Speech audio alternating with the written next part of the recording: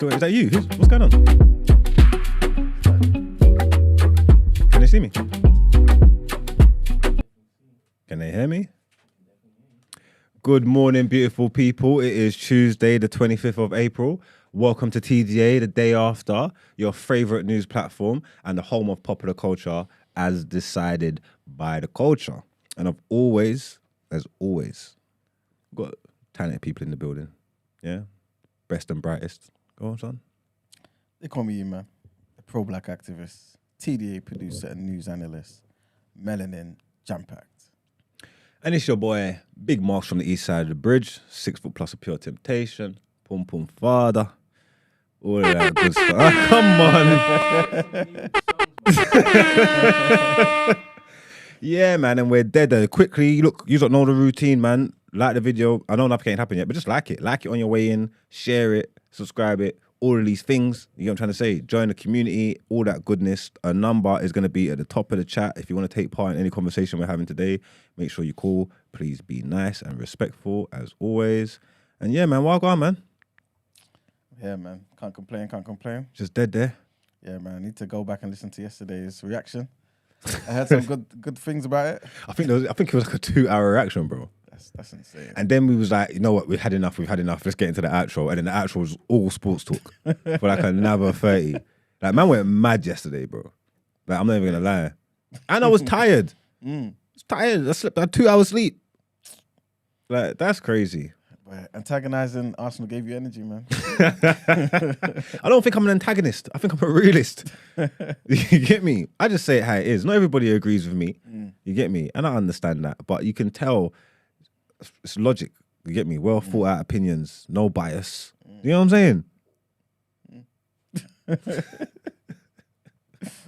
What's good? You alright over there, Brent? I'm alright, thanks. Thing? Is it cut off? Very much. Did it cut off? What you say?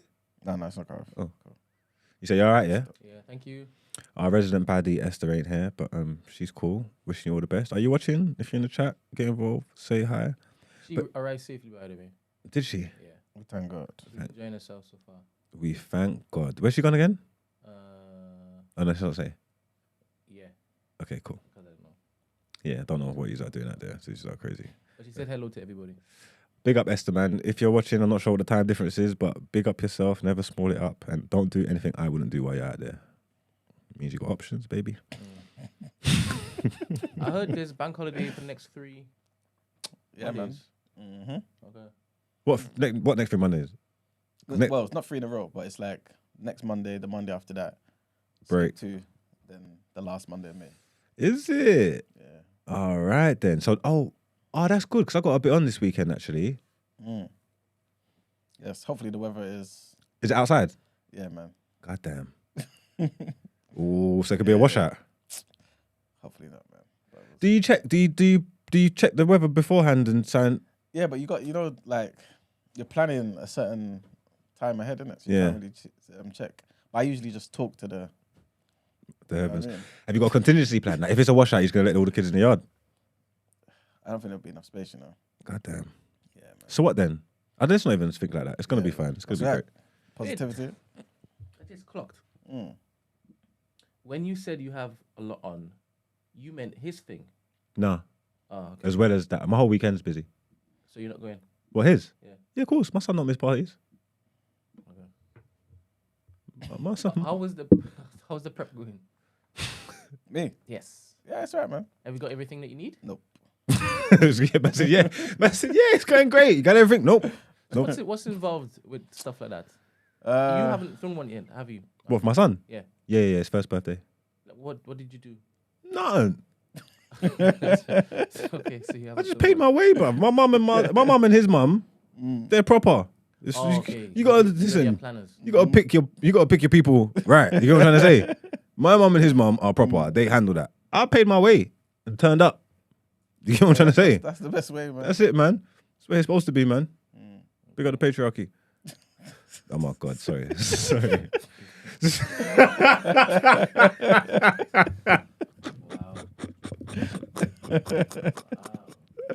No, stop. With that being said, let's just get into some headlines, man.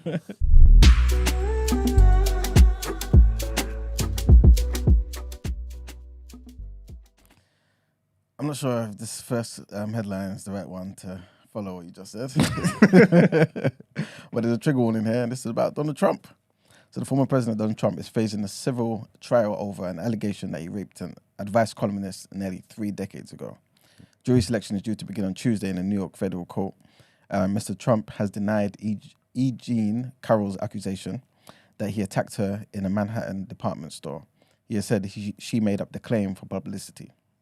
Though this is not a criminal case, the consequences for Mr. Trump could nevertheless be serious. If Ms. Carroll wins the lawsuit, it will be the first time the former president, who has been a subject of more than 24 such allegations, will be found legally responsible for a sexual assault. Mr. Trump is facing a wave of other legal troubles, including more than 24 felony counts, over payment of hush money to an adult film actress and an investigation into his alleged role in the US Capitol riot on the 6th of January 2021. Mr. Trump is also juggling his ongoing bid for the White House next year. Next headline, Sudan is waking up to a 72-hour ceasefire, which took effect at midnight. It is at least the third suspension of fighting since violence erupted this month, but the others did not hold. The US Secretary of State, Antony Blinken, said an agreement had been reached between the army and the paramilitary RSF, which is the Rapid Support Forces, after 48 hours of negotiations. At least 400 people have been killed since fighting erupted on the 15th of April.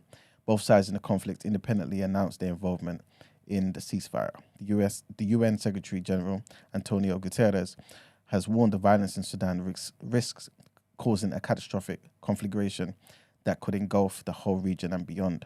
Since the violence began, residents in the battle-scarred capital, Khartoum, have been told to stay inside, and food and water supplies have been running low. The bombing has hit key infrastructure like water pipes, meaning that some people have been forced to drink from the River Nile. There will be hopes the ceasefire will allow civilians to leave the city. Foreign governments will also hope it will allow for continued evacuations out of the country. You see, when you go to get evacuated out of a country like that, yeah, and your government comes to you, do you have to pay for your plane tickets? Oh, no, Hopefully not. I don't think so. Oh, they just handle it? Just tell me, meet us at the airport at 6. Yeah, we're gone. Imagine furthermore, why would you even fly to a country where that's even a risk? Like, where that's even a possibility, where where the country's got to come get you? That's crazy. It's true, man. Yeah. And the last headline, the government will be taking a nursing union to court next week in an attempt to stop its latest strike action. So members of the Royal College of Nursing, the RCN, are due to walk out for 48 hours from 8 p.m. on Sunday night until 8 p.m. on Tuesday, the 2nd of May, after rejecting the latest pay offer from the government. But Health Secretary Steve Barclay has written to the RCN boss, Pat Cullen, saying that the union's current 6-month strike mandate runs out at midnight on the 1st of May. After talks to solve the issue last week failed, Mr. Barclay said, "I therefore regretfully provided notice of my intent to pursue legal action with a view to protecting patients, NHS workers and RCN members, whilst continuing to seek a way to resolve this through official channels." Ms. Cullen said that the RCN had told the government such action was wrong and indefensible, but the threat sadly became a reality. In an email to members, she added, "The only way to deal with bullies is to stand up to them, including in court." So yeah, it's a shame it's got to this point, to be fair. But that's it for the headlines. All right, then let's get into our topic of the day.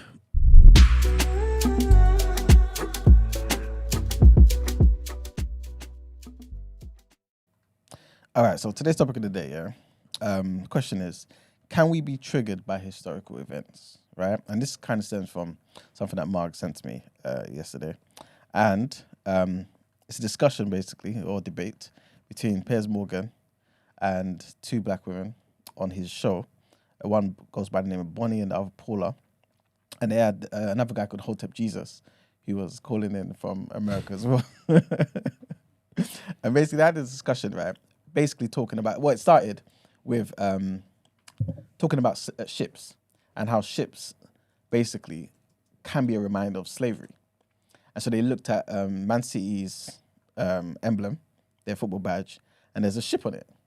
And so one of the, I believe it was Paula, she was pretty much saying, look, I believe it's important for us to look into this and actually look if there's a link between that ship that's there and the legacy of slavery, pretty much.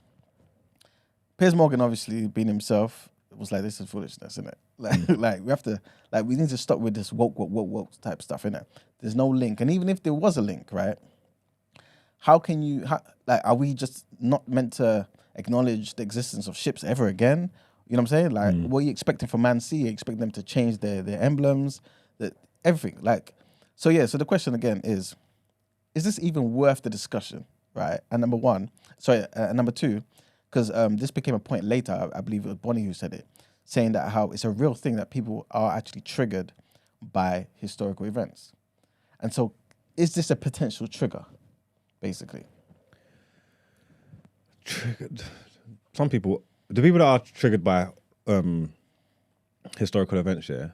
How is there like is there levels to the triggering? Like, how triggered are we talking? Are you just annoyed by it? Or is this bringing you trauma? Can you not function and live your day? Like, I think there's varying degrees, and I think both actually fall into that spectrum. You know, I think there are actually some people out there who may have some sort of psychological effect, like the impact is psychologically by it, and maybe it ruins their day, depression, maybe angry. but again, when you please stuff like that, yeah, it's like what man said, like, bro, how much does it come up like in everything like that? It feels like everything leads to slavery. You know what I'm trying to say? So if you wanted to dissect anything and unpack anything, like, it's gonna have ties, some type of ties to slavery. Do you know what I'm trying to say? And then you're gonna start Googling CEOs and checking their bloodline and seeing where they're from and what they own, and certain companies, certain brands you can't use. Then what, you're not doing this no more because they used to. Everybody, you know what I'm trying to say? Like, everybody done something. So then it's like, by this point now, it's like, why are you holding people accountable for stuff that happened hundreds of years ago that they didn't do? You get me? I can't tell you not to feel how you're feeling, innit? Like, I'm not trying to diminish anybody's feelings and all that, yeah? But it's like, you're getting triggered over. So if you see a cruise ship, is that triggering you too? Like, are all boats done now then? Like, are we just done with boats now? Are you never going on a boat again? Like, this is basically what Hotep Jesus' argument was as well. He made the example of saying how there was one time he was talking to somebody at work, one of his colleagues, yeah, and he was talking about him wanting to pursue chess and one day being a chess master, being a master, right? And the white woman said to him, don't you feel bad or triggered that, like, in chess they use the word master? Like, this comes from slavery. And he was thinking, but never in life did I ever think there was a link. Why would I be triggered by this? Like, if you didn't necessarily say something to me, I wouldn't even care that existed, or even maybe saw information on this particular thing. Is this one of those same things? Because he was basically said he likens that to slave ships. When he goes to the beach or whatever, he sees ships, he's not thinking slavery. You know what I'm saying? Are we trying to put things into different places and trying to police everything? Is this too much? it is too much, because there's, like I said, everything stemmed from slavery, and it's just about how much. There's bare phrases that we use today and things that we use today that come from slavery that don't trigger people, or maybe it does trigger some people, but it's not enough. I see them people saying like the term like master bedroom and that. Yeah. You get me? It's like, all right, cool, I can see that, but it's like the fact that it came from there. It was just a byproduct of slavery. Because the fact that we know that it came from there, should we abolish the word then? Is that what we're saying? I went to Blue Peter, you know. You're taking it there. Someone in the chat said it looks like the Blue Peter badge. Nah, what's a Blue Peter slavery as well? Where? Not Blue Peter, man. No, we can't do that, man. I think we've got to leave the badges alone, Gilly. That's crazy. Again, because then you start putting negative connotations on stuff that's never been there. You know what I'm trying to say? Someone really wanted to come and highlight this Blue Peter badge and then bring all this stuff around it, and it's just like, you are making stuff up. Like at the end of the day, you get me? I mean, I don't know. Say that like the master bedroom thing. Do you think that's worth eradicating, or is it, by this day and age, it is what it is? Yes, it came from slavery, but that we know the biggest room in the yard now is the master bedroom. Or do you think like language like that should just be taken away? You should make a conscious effort to let people know, don't be talking like that, because me personally, I don't really care, man, because I don't see, again, I don't think of slavery when I walk into my master bedroom. You know what I'm saying? Like, at all. I'm the master, that's it. Yeah. The man in the house, you know, people, you know what I'm trying to say, people. Whoever is the, you know what I'm saying? Yeah. Is the master, that's his or her bedroom. You know what I'm saying? Like, I don't think it's that deep, personally. You know what I'm saying? But if there's enough people, it's like, I can't explain it. Like what we were saying would it be the Kenyan thing when he was saying there weren't a problem with homosexuality? And we're saying, well, like, what do you mean there weren't a problem? How many people? Like, if there's enough people that feel like this, is it validated? I guess maybe because I guess that's like most things, isn't it? If there's enough people talking about it and making the world conscious, and I guess the rest of the world doesn't really mind it being eradicated, then so be it. But to me, it just seems like it going doesn't do anything. You know what I'm saying? Like, and its presence doesn't do anything. I don't feel more enslaved because I have a master bedroom or refer to it as a master bedroom. Yeah, they cause problems where there ain't no problems. I have never, because they put the Manchester United badge on there as well. Oh, is it Man United as well? Yeah. What's on there though? Ships. Oh, is it? Okay. Yeah, there's a little boat on the top. I see it. Get out, Brent. Let me double check. Let me double check, please. But So there's a devil and there's there's a devil. And the ship. United are the worst of the worst. Man said there's a devil and a slave ship. They should have went with United instead of City, because I think you could spin this. You could spin that more. You get me? Devil, slave ship. I'm with it. But again, in all seriousness, there's not. We can say never. It's obvious. Like, there's no links to slavery at Manchester United in my mind. Never been, ever, once. Like, what if a scholar comes out and says, no, like we've done the work, we've done history, and we can see there's clear links between the founding of that club, those two clubs in Manchester, and slavery. That was then, man. That was then. This is now. If the people that own it now ain't racist, the people that run it ain't racist, if they hire people of color, black people, whatnot, then it's like, this is a byproduct of racism, of slavery, but it's for a good now. Like, it's like, okay, cool, you don't have to deny things, is it? So if you can find information, about the origins of things, then we accept them, innit? We don't need to try and bury our head in the sand, acknowledge it and understand and know what it is. But what does that do moving forward? Do you want to tear down the whole establishment? No. At least just like, knowledge is power, innit? So you know, innit? You know what I'm trying to say? And then at the end of the day, say like, if you know, then I suppose it gives you the power to make your own decision. And some people be like, I'm not going to United games. I'm not watching United games. If that's how you feel, you feel me? But no, what's this? Oh yeah, they're not Washington Commanders. Oh, they changed them from the Redskins. Names, yeah. What did you feel about that? Is that something similar? The Warriors were Indians. Look at that. So that's that. That one, that doesn't seem to be much if it is that ambiguity. there was a gollywog on top of the devil, would you care? Yeah. Okay. Funny enough, that was one of my questions as well. The gollywog thing as well, yeah. How can your badge be a gollywog, bro? Like, what are we talking about? Like that's worse. Even having a Native American on their badge, I don't necessarily think that's bad. Maybe that one, but I don't necessarily think that's bad. I think it's maybe referring to them as Redskins. Or do you think? I think it's up to them, innit? Huh? It's up to them to say what's bad, innit? Yeah. No, that's granted. But I'm just giving my opinion. I'm looking at that. I don't feel horrified looking at the thing. I think it's because they call them Redskins. Hello, good morning. Hello? Hi, good morning, guys. What's your name? Good vibes caller, of course. How are you, right? I'm very good. Hi guys. I miss Bill, missing Esther, but it's life. But no, I think this topic is really interesting. It is worth discussion and conversation, but no, the changes is really allow it. I wanted to say specifically, like at one point I heard that they did research.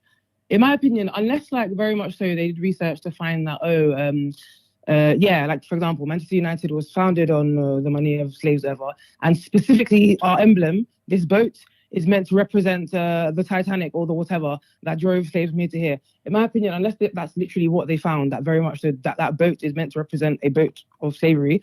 Even then, I would personally say that the owner of the club should just speak out and say we're sorry. Maybe make a few changes. Like, you don't need to make a few changes to the boat and leave it.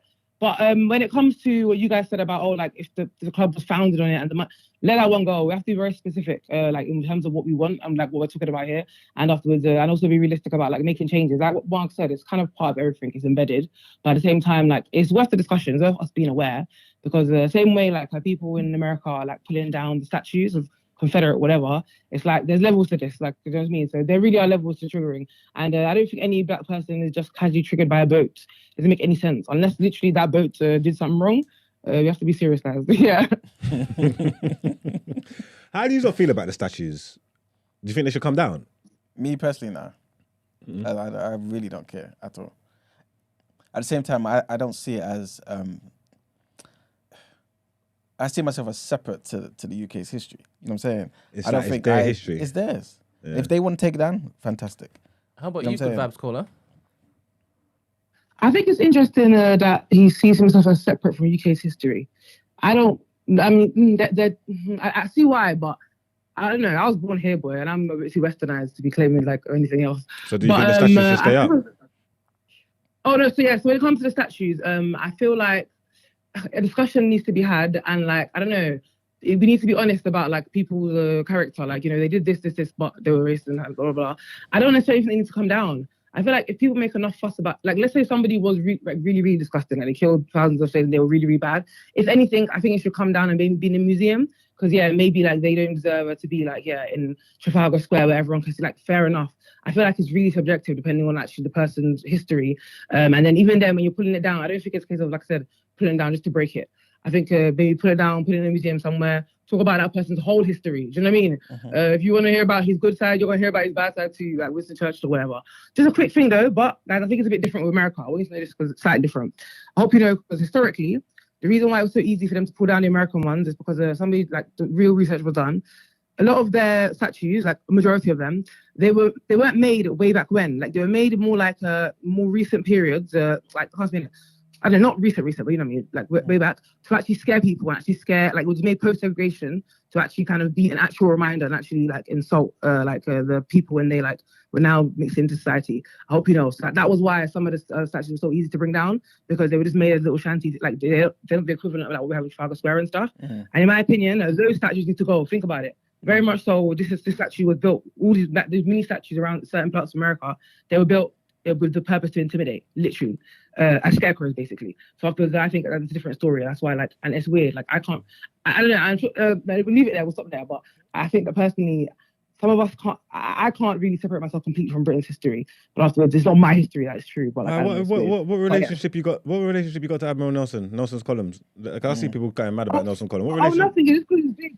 It looks like you couldn't think of anyone else. It's because it's big. Nothing. No issues with Nelson at all. I just thought of how big it is. You're saying that you can't see that how you can't separate history, but I don't see why you feel. Why would you feel connected to the Nelson's column? Like, he was there. Yeah? I get you. Yeah, I'm saying this man. Yeah, whatever. If he was a great admiral for them, yeah, and that's fine. Yeah, it was back in the day. Yeah, so he would have been racist. He would have had slave owners. He would have done all that kind of stuff. Yeah. But that's irrelevant. He's not under the statue because he's a great slave owner. He's because he's a great admiral. He did what he did for them, and they want to respect it and they want to rate him. And then now other people want to come talk about take him down, and it's like, what are we doing? No, I personally don't think Nelson needs to be taken down. I think his full history should be like exposed, and yeah, we are allowed to talk about it. Oh, you say that? Like, Put a sign on the thing. Like, it's I get the sentiments behind it. Oh, yeah? not necessarily put something on the thing. I mean, just a conversation. Does that make sense? Like, if we're passing down history to our kids now, they should know that, oh yeah, he was a good and a bad guy. They shouldn't just see him as, oh, perfect. Do you know how like Americans, where they have the Thanksgiving story? Yeah. But look how fake that actually was. No, let's talk about the fact that you guys didn't sit down and break bread with them. You killed them. You took away a buffalo. You know what I mean? I just think it should be spread out. Like, it should be like discussions like what we're having now. It needs to be had. I don't really shame those women that are going on to a show to talk about a boat.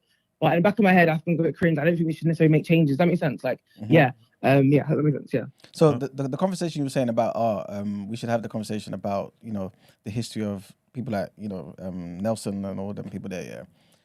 Yeah. Whose basically responsibility is that? Oh, for sure, it's the responsibility of the historians that are fake. They knew and they chose to hide it. Because a lot of people, like, some people, it's their job, like, they should be a historian, to be, I don't know, a curator, to be a digger, to whatever. In my opinion, it's their responsibility. However, they don't take it up, do they? Of course not. No, but when you say it's their their responsibility, yeah, like, what's his name? Admiral Nelson, yeah, his history is in the books. You know what I'm saying? Like, I don't think they hide and stuff like that. It's there, it's documented. So I'm basically saying, are you expecting like white people to come out and say, look, guys, this is what our guy did? Or do you think it should be like black people and people affected by his actions should go and do their research? Because it's there. Well, yeah, I get a question. So first step, I hope you know that, the easy example. That's one thing I will say. Like, I try and tell people that, like, I know there's race, like, our country's a bit F, but at the same time, it's not really the same as America. I always know that some of their books are wrong. I'm not even joking, guys. So some of their books actually, like, they're so old and whatever, they're struggling, but they have, like, editions of books that actually cut out actual history. It's mad to me. Afterwards, to make people seem a certain way, to, as well, like, not tell the truth, even about evolutionary weird stuff. So my point is that basically, even though, like, we have the history there, for some people we don't. Does that make sense? Like, some people, they're still in the process of getting exposed, but afterwards, and we shouldn't stop talking about it. We should be silenced about it. But at the same time, I feel like, it's if we want to be aware and become and like know the truth, we do kind of need to spread it. I wouldn't say no responsibilities on us, but I feel like if we want to be if we want to be, what's the word? If we want to educate ourselves, you know what I mean? Then we should. But I feel like responsibility is a big term. Like, I don't think necessarily, for example, your platform is responsible to do it, but afterwards, it's helpful if you do. And like, I guess like that's how, like, as a community, we know these things. So yeah, that makes sense. But ultimately, like before, like Nelson's a good example. His one is exposed already. Like, not everyone is. That makes sense. Like, some people are still finding out. And afterwards, I think that, like, they end. But luckily over here it's a bit different. But they need to be more honest about these are great people, and people shouldn't shut. That's the thing. Like, people get shut down a lot, and they say, oh no, but you don't get to say that because blah blah blah. Oh well, it's both the good and the bad. You know what I mean? But yeah, thanks so much. Thanks for the call, man. Thank you. Thank you. Bye. Later. All right, let's take it to remember Aunt Jemima? It's like a bake. What's that? Is it like a syrup thing? Oh, okay, yes. Yeah, is it something? It's something, some type of product, isn't I it? think maybe they do quite a few different things. But yeah, Aunt Jemima and stuff, should that be removed from packaging? Was that like an old black woman or something like that? Yeah. Because people came out saying, nah, you shouldn't have Aunt Jemima on there, this, that, and the third, links to slavery, her being the cook, and this, that, and the third. It does seem outdated. Is her face still on there? Like, is this like an old packaging or is this like 2023? I haven't put your monitor on. Hold up. Huh? I'm not too sure. I'm not too sure. It does seem a bit dated. I'm guessing there's no black people was involved in the making of this company either, innit? Nah. Yeah, that's a Caucasian company, right? Mm-hmm. Yeah, so that can come off.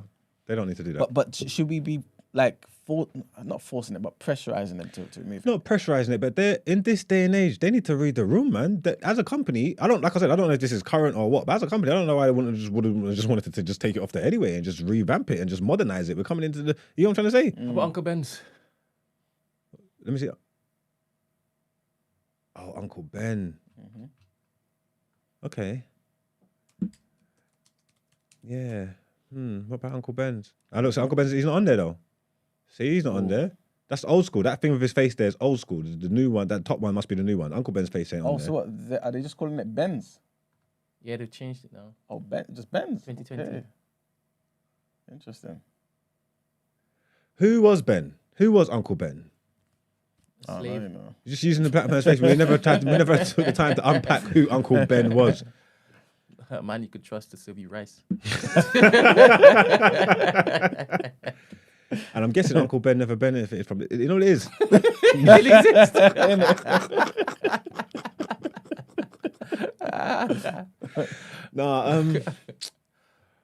Yeah, I think stuff like that, I don't think that's people being like too woke and stuff like that. You know what I'm trying to say? Like, we don't need to, knowing the sentiments of people back in the day and the way they thought, like, we don't need to see that kind of stuff now. If it was a black-owned business and that's what and that was representation of themselves, then okay, fine. But if that's a white person's company and you're doing this stuff from like old school back in the day, slavery cooks and that, and they're still representing you and you got it there, it's just like, why would you even want that? Because you know that's going to offend some people. You know what I'm trying to say? Just like, just change it. Just modernize it and we just change it. You get what I'm trying to say?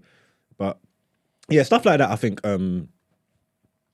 I would hear more than just saying, oh, ships. Like what? It's got like, right, what? There's a boat on it. Are you crazy? You know what they done to man on boats? That's wild.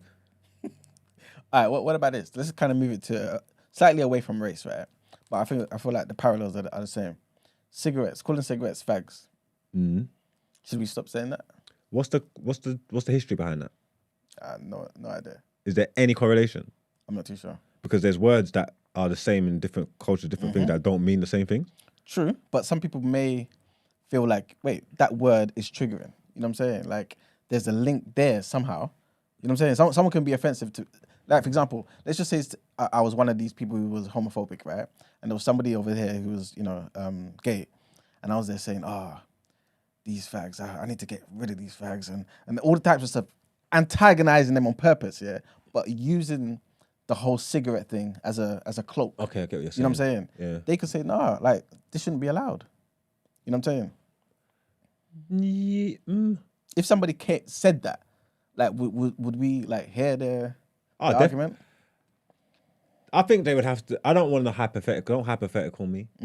I would hear your argument if you got receipts. If you're saying like this happened, this really happened. If you're telling me like it could happen, I'm like, bro, anything could happen. Like, do you know what I'm trying to say? Like, what do you mean it? Like, I mean, if it's not coming from a place of malice, I would want to know. I would want to know the history behind it. I don't know if that's something I can Google or what. I would want to know where the word fags came from, and if there's any kind of connotations towards it, then yeah, get rid of it. But if not, then okay, because everybody smokes. This is it. Get me? But no, not really. I don't think. I can't tell you the last time I heard someone say that. Like, that you got a fag. Yeah. I think that's old school. I don't think people talk like that no more. Okay. I don't smoke cigarettes, so I've never. If I wanted a cigarette, someone say you got chip or you got a like, or you got a cigarette. I don't. What about the full version of the fag, which is what do you call it? The sausages. What's that? Faggots.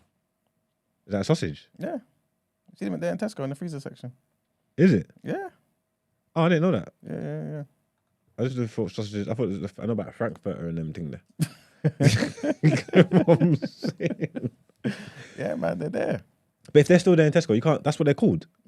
But the reason why I'm saying it is because, like, where does the line get drawn? Because I think I spoke about this before. What's the is it Kleenex? Yeah, Kleenex. Remember they had the man-sized tissues. Yeah. And everyone's like, oh, why call it man-sized? And they got rid of it. Yeah. Just to say large tissues. So like anyone can find something here. You know what I'm saying? So I don't know. Are we being too woke for our own good? I don't know. What's that? Yeah, that's the brand. Oh, they're It's meatballs, the yeah. brains. Okay, meatballs, not sausages. Okay. So then, what's the correlation? Why did people start using the word in the derogatory term towards homosexual people? Right, I need to do a quick Google of that, but I'm not too sure. Yeah. Oh no, but it's like what you're saying, isn't it? Like, once you look under the hood and you start expecting certain things, it's like, how deep are we looking to go? You know what I'm trying to say? Like, are we gonna pull up everything? You get me? And then how do we decide what's important and what's not important and what's petty? Oh no, that one can slide. Uncle Ben's ain't that bad, but Aunt Jemima gotta go. Like, you get what I'm trying to say? Like, how do we once you start doing that and you start pulling at that string, it's just all gonna unravel, innit? Don't you think? Yeah, that's what I'm saying. And it's like even like, for example, whips and chains now. Like us not being triggered by whips and chains, right? Knowing obviously we was whipped, knowing that we were chained, but today wearing chains, right? Obviously it's a bit different driving whips or whatever. But that link there, couldn't someone use that same argument? Or is it more so a pick and choose thing for us? You know what I'm saying? Where it's like, okay, cool. I do like chains, so I'm not ready to give that up in it. But ships, it's not that big a deal. So I can, you know what I'm saying? Because people were chained in them same ships. So are you correlating chains back to slavery as well?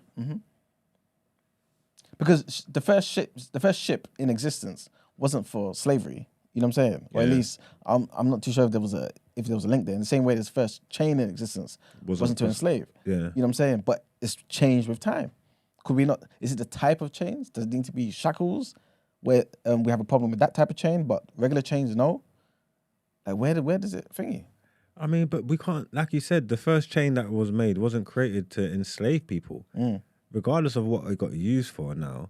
So then now that period of history and that period of life's gone and we're moving forward, you get me, in a civilized manner. Why do you want to be triggered by all chains for? I don't understand what you can't chain up. What, you've got to chain up your bike or look up your shop? Like, there's no point being triggered by chains. Like, you weren't even there. Like, and again, it's like what you're saying. The first bolt wasn't. The bolts are not made for slavery, bro. You get me? Why didn't you think fishing? Do you know what I'm trying to say? Like, why didn't you think fishing? Like, do you know what I'm trying to say? Like, so again, obviously it happened. It was a big component of it. You get me? And yes, but now we're not in that time anymore. So then why are you gonna move forward and just every bolt you see, just see slavery? Yeah. Like, you're doing it to yourself. Like, no? Yeah. It's unnecessary, man. It's too much. Obviously, good vibes caller. I mentioned this is right about education as well, and they said the same thing on that same clip as well. Education is key, yeah, but to what purpose? So us knowing these things, right? Us knowing the links and all these type of things. What is the point of it basically? Because we can see now that some people then use this education to be like, nah, I hate this. Let's abolish it. Should it be more so a thing where we understand this is the past, but just make sure we don't repeat it in the future? Or should we use it now to try and change the past as well? Do you get where I'm coming from? You can't change the past, bro. Like, you can't change the past. You get me? Like, you learn, and you take the knowledge so you move forward so we don't make the same mistakes again. You get what I'm trying to say? Like, but you can't change the past, bro. You get what I'm trying to say? Like, what's done is done. And I suppose knowing so you can make your own decision so you've got control of the situation. So I'm not for tearing down establishments. Okay. You get me? That's not really my thing. Unless you can show me proof that they've been involved in heinous acts. I'm not for tearing down establishments, innit? But I'm for people knowing that this company is entrenched in slavery and racism, and I'm not feeding into it no more. I'm not supporting it. I don't want to buy it. Whatever it does, I'm just one person. It might not make a difference. It's not going to touch the sides. Loads of people still do it. But for me personally, knowing that that's what that is, I'm not going there anymore. And that's a personal decision that you can make for yourself, which is fine. I don't need the whole, let's tear it down. Let's tear it down. You get me? Then and now it's gone. And it's like no one don't care. Like, you know what I'm trying to say? It's like finding out. Exactly. Like, I don't know, man. The KFC, man. The colonel just sounds racist, bro. You get me? If you wanted to do some research into the colonel, you get me? He might have been a real plantation owner, you get me? And then what now? Then you just shut down all the KFCs, then where do we go from here now? You get me? Then what do we do? Who wins? Who really wins? You get what I'm saying? Or you could just make up your mind and say, you know what? I still believe that's very rare. I'm not consuming from that place anymore. That place ain't getting my money. That place ain't getting my business. You get me? Yeah, economic decision. Yeah, exactly. But for those people out there who kind of believe statues should be, ripped down and things of that nature, yeah. People like Cecil Rhodes, who made a hell of a lot of money for the British government, yeah, from the atrocities that happened back home. If we're just removing statues, like you said, what's the point? Yeah. Would you guys care if it was more so the money, the financial gain of the UK that was linked to Cecil Rhodes' things that he did here was given to black people or given to the people of Zimbabwe, right? For example, rather than tearing down these things. Because like you're saying, you tear down the history thing, you kind of forget about the atrocities to some degree. Because people ain't going to go to libraries and read books and things of that nature. That is a reminder of certain things, right? And plus, even though it was there to honor these people, it's still a reminder to everybody else, right? But the money, if we actually care about change, surely we need to benefit ourselves economically, right? Shouldn't that be a better argument? Well, coming and getting the money in that. Yeah. How his contribution, how he benefited them, like the UK, off of our backs, run that back, rather than just tearing down that thing. The reparation stuff always gets blurry to me because I just don't know where it goes. I just never think it's realistic, and I never want to ask no one for nothing. So that's always weird to me. Is that similar stuff to like them, man? They're getting in trouble for the anti-Semitic stuff and going having to pay bare money to synagogues and that. Ain't that a similar thing? Because when they was doing it, man, felt disgruntled that they shouldn't have to do that. So it's not the same though, because I don't think they should have did that anyway. Yeah, but we're talking about like the legacy of these people. I'm basically trying to say, instead of just tearing down something, right, and acting as though, okay, now we torn it down, we're not honoring them, and we can kind of push that into the past for nobody to ever know about it. Isn't it more beneficial if the actual things he did, we can kind of benefit from. Do you know where I'm coming from? Rather than, I say it's different. Maybe, but then would that be like, say that someone who's, say they've done stuff, would that be like getting into bed with the enemy? Like, it was a problem what he done now, but now you're benefiting from it and you're thinking it's all cool, we can just brush it under the bridge kind of thing. Is that it? That's true. It could lead to that, innit? And that's not. It could lead to that. That's not what. That's not what you want, is it? No.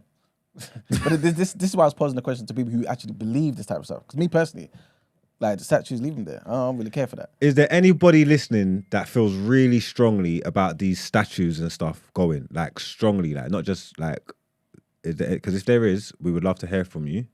Mm-hmm. Yeah, we would love to hear from you. It would help. But if not, then we can move.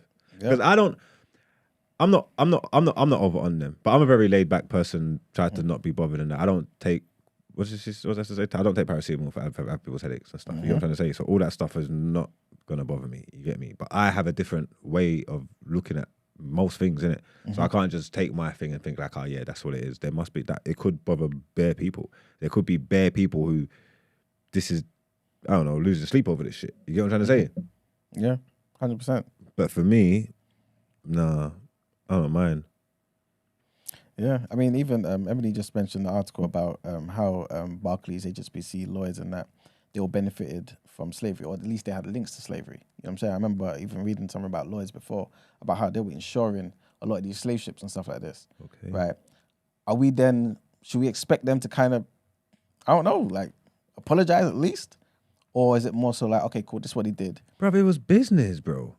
This is what I'm trying to say. It was business. It was business of the times, though. Yeah, yeah. It was business of the times, bro. They're a bank, yeah. That's a trading ship, yeah. And whether it was right or not, they seeing people as stocks and commodities, whatever. It was a trading ship, and they insured it, bro. Yeah. They're a bank, bro. It was a ship selling goods as far as they're concerned, and they didn't care about what the goods was, and they didn't care about the black people on there because they were white people and they're racist. Granted, okay, cool, but they was running their business, bro. They just insured the boats. So then now what are you gonna say? You want to take your money out of HSBC because they insured slavery boats back a day?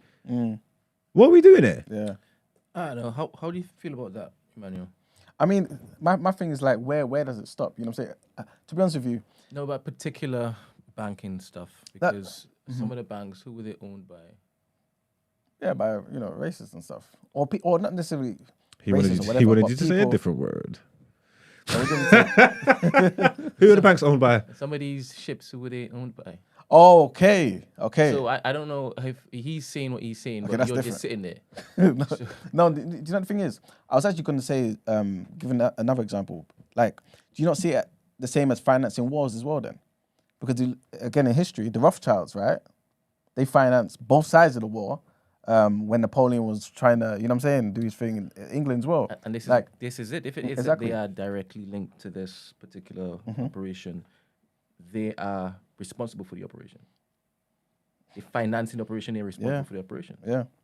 And if it's big money, 100%, they will continue pillaging because it's profitable for them. Yeah, but that was the times. They wouldn't do that now. If there was something, they wouldn't jump in and do that now. So, Because it's illegal. yeah, but and they're not. And I'm not saying it they're makes rich it. off the back of it. I'm not saying it makes it right or anything like that. This is I'm not doing that, yeah. But you got to understand. I'm trying to not even think. It's the mindset of the people. These are white people, yeah. And in that time, that was the times, innit? So what they're doing, yeah, is for them. With hindsight, everybody can look at it with hindsight. But what they're doing at the time ain't even bad. Like, So it's interesting in the conversation that it's now led on to. So Germany shouldn't really have given back money after what Hitler did. what, taking everything from the Jews? They took bare stuff from them. They took people's soul. Not just from Jews. No, but that's from where- from the entire world. So who did Germany give money to? Plenty countries. Well, countries that they marched their troops through and mashed up. Why wouldn't they pay I'm back saying, for that? should they have? What, for countries that they marched their troops in and mashed up? Yes, they should have. Whatever people conquer, should they really be looking to return? If you want to move forward in good Whatever faith. they pillage. If you want to move forward in good faith, because at that time, Germany wants to get back into Europe, into the rest of the world, and shed what happened with Hitler. We're not there no more. We're not in that place. We're here now, where we want to move forward. So if you want to move forward in good faith, we're going to fix some of the shit we done. Yeah, but why not? If you ran Germany, you wouldn't do that. Yeah, I would, because it would make sense. If I came in after Hitler, I got a lot of work to do. Yeah. Yeah, I'm gonna be really friendly and accommodating because I wanna get back into the fold. So you're not saying that from a morality standpoint. You're saying it from the world has changed, and I want to play along with the rest of the children outside. So I have to switch up. Yeah. All right. Okay. To be fair, we can't guarantee that these other governments don't do the same thing. That's how it works. 100%. But Hitler was very hypervisible. Mm-hmm. So he was the brand that was going and doing the most, yes? Mm-hmm. So the ones that people don't know about, I mean, they have nothing to basically say sorry for because nobody knew they were doing anything. And I guess some of these banks are the same, right? Their tentacles were all over the gaff, fingerprints all over the gaff, but they benefited, but nobody knew that they were involved. And once it is that they found out, I guess if it is that they still want to play the game, as you're saying, then they should do something, right? Mm. So you don't, the whole reparation stuff, you're not for it. Mm-mm. The whole a lot of these companies made off all their money off the back of black people. They should keep it. You know what it is, yeah? It's because we had the conversation the other day, yeah.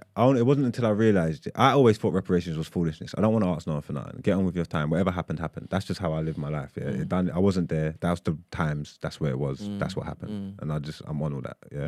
Cool. I thought reparations was absolute foolishness. After we've had conversations and then I'm realising that they actually pay reparations, yeah. Then I'm saying, okay, it's not foolishness because it's a thing. Yeah. They've paid people reparations, so it's a thing. But then with the black plight now, I just don't think I don't think it's ever gonna work. I don't think it's ever gonna happen. I don't know who gets the money. I don't know what organizations or what communities. I don't know how it works. I just don't think, I'm not saying people are wrong for the sentiment or wanting it. I just don't think it's feasible for the way the world looks and the way the world works. I just don't think they're gonna do it. So it's just like, what are we doing there? Those Native Americans, they shouldn't have gotten their land back. Huh? They shouldn't have been given their land back, basically. They got their land back, though. I know they did, but you're saying that they shouldn't have. I'm not saying they shouldn't have, but I'm saying if they never got it back, then... Okay. Survival of the fittest, man. You take what you take. How about South Africa? And do you think that the whites should have looked to concede? What do you mean? And give back what they stole? What, in South Africa? Yeah. Yeah, they don't need to get back. Africa should have took it and got them out of there. Don't give it back. What are you talking about? They're in Africa. The Africa should have took them that and get them out of there. You better give back that. They should have got them out of there. So I don't know. But this is basically my mentality, you know. I'm basically saying it as, I understand that people want to fight and basically get these people who have done wrong to give back stuff, to give money, to give land, whatever it may be. I personally am more concerned with us unifying and taking what's ours. So you are an economic self. Right, so you are on the side of the fence where you say, yeah, I want it back, but it needs to be taken. As opposed to petitioning for it to be returned. Yeah, yeah. So you want it to be taken by force. You want it to be taken by force as opposed to drum up social media awareness to get them curtailed into your wills and whims. It's not necessarily... You want the violence. No. It's not necessarily about violence. Because I personally believe that... How do you get change? If it's not about the violence, what does it look like? Because in actuality, practicality. Yeah, how I see it is, you really get people to notice you by doing one or two things. Acting violently or changing the economics. This is why I'm always about economic independence.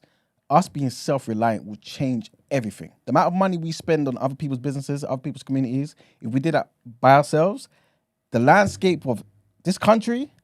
America, the world, would change immediately. 100%. But in practicality, the second option, you're saying buy back the things in which it is they've stolen? I'm not saying buy back anything. It's yours. Then, what? It's yours. Why are you buying back something that's yours? No. You said change economically or violently, yes? Mm-hmm. I'm basically saying that's what happens. I'm not saying we should go the violent route at all. I'm saying the economics route. I'm saying the economical route. Yeah. How do you solve the issue of when... these banks benefiting from all of these proceeds of slavery? You don't necessarily. So you have to cast that off. You can't really chalk it off. Yeah, I'm basically saying if we're going to focus on something, let's focus on ourselves. That's basically what I'm trying to say. Because the other way involves us appealing to people who didn't care about us. So basically you start again and you start your own banks. Yeah, you do everything yourself. Take money away from the banks that. Yes. Okay. Yeah. As in, don't bank start with businesses. them. Bank with your own. Everything that's necessary to do things alone. Self-reliance. And when it comes to land, how do you do that?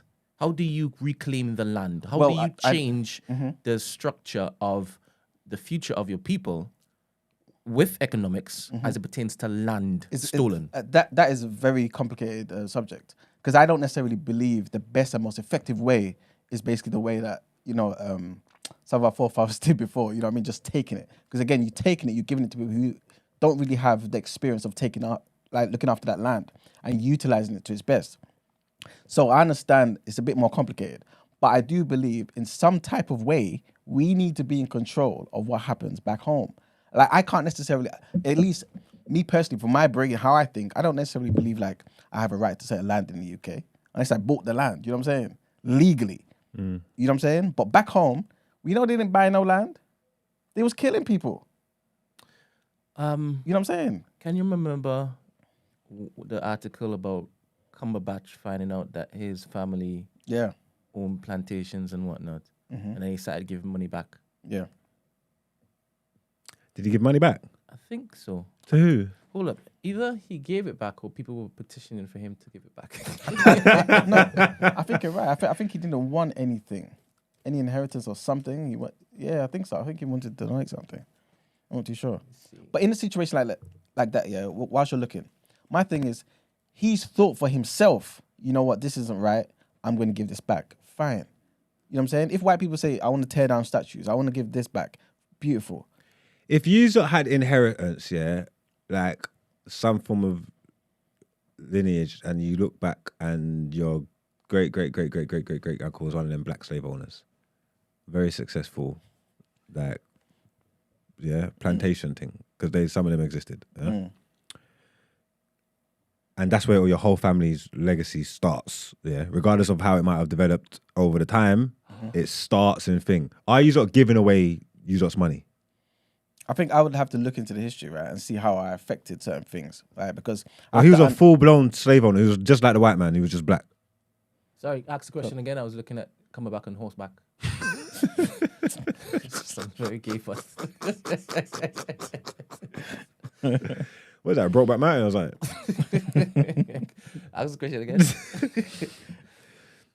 If you, your family, if you trace your family back, hundreds of years ago, whatever, your great granddad was a plantation owner. He was a black man that had black slaves and profited extremely off the backs of slaves.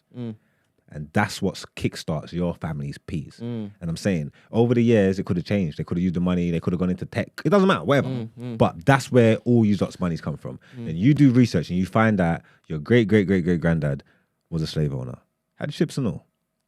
How do I what? I said had ships and all. Ships, okay. What are you doing with your money? The money that I have currently? Yeah. Has the money been passed on to me? Okay, it's your money, You go, what you No, doing? as in all of those proceeds. I haven't made my own money. It's been passed on to me. It's an inheritance. Yeah, let's do that then. What would I do with money? What are you doing with the money? Continue enjoying life. You're not giving nothing back? As I am now? Yeah. But as I am now, I'm doing stuff to basically benefit black people. Okay. And I'll continue doing that because that's where the money's supposed to go. Obviously, my great grandpappy was a coon and a functioning white man, but I'm doing good with that money. So I probably see it as this is where the money should have been. Okay. But this is like... Hello, good morning. Hello? We can only hear breathing. Yo, I can hear you, sorry. What's your name? It's Von. No, Von. Okay. What are your thoughts? I was I was getting too heated listening to this conversation. My thing is, it started off from statues and bringing them down, but in reality, this is a lot deeper. There's a lot of selective outrage going on. There's banks, as you say, that no one's boycotting. The history of Barclays, they literally made their fortune off of the back of inciting civil wars and creating unilateral trading conditions in most African countries. Then you had, more recently, luxury brands depicting racist motifs all across their catwalk shows. Everyone got angry for about, 2 weeks? And then, like, there was nothing. Then you've got the IMF and the World Bank, they've got most black countries in debt bondage. It's like, wait, is this Von? You can do something about it. Is this Von? Yeah, it's Von Von. from the chat? Yeah, man. I thought you were Killy. Yes. No. Bro, you think they educate kiddies? One second.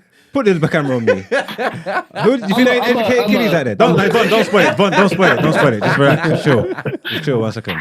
I'm just saying, kiddies ain't. This might be my new favorite caller. You know what, Von? Go on, yo. And if you're not a kiddie, you're a kiddie now. You're cooking. Go.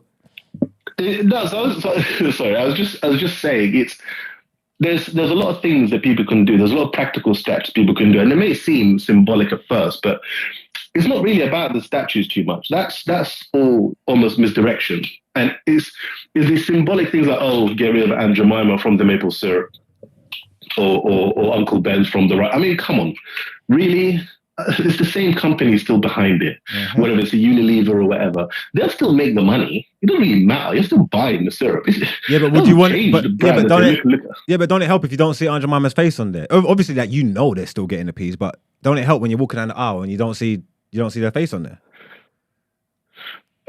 Not in the least. Well, what's it going to help me? I look deeper beyond things like that because it's superficial. When I know the game, I can't be complicit in playing it. It's not about that. It's diverting my money, my currency, into something that will benefit us as a people. Yeah. We talk about the black.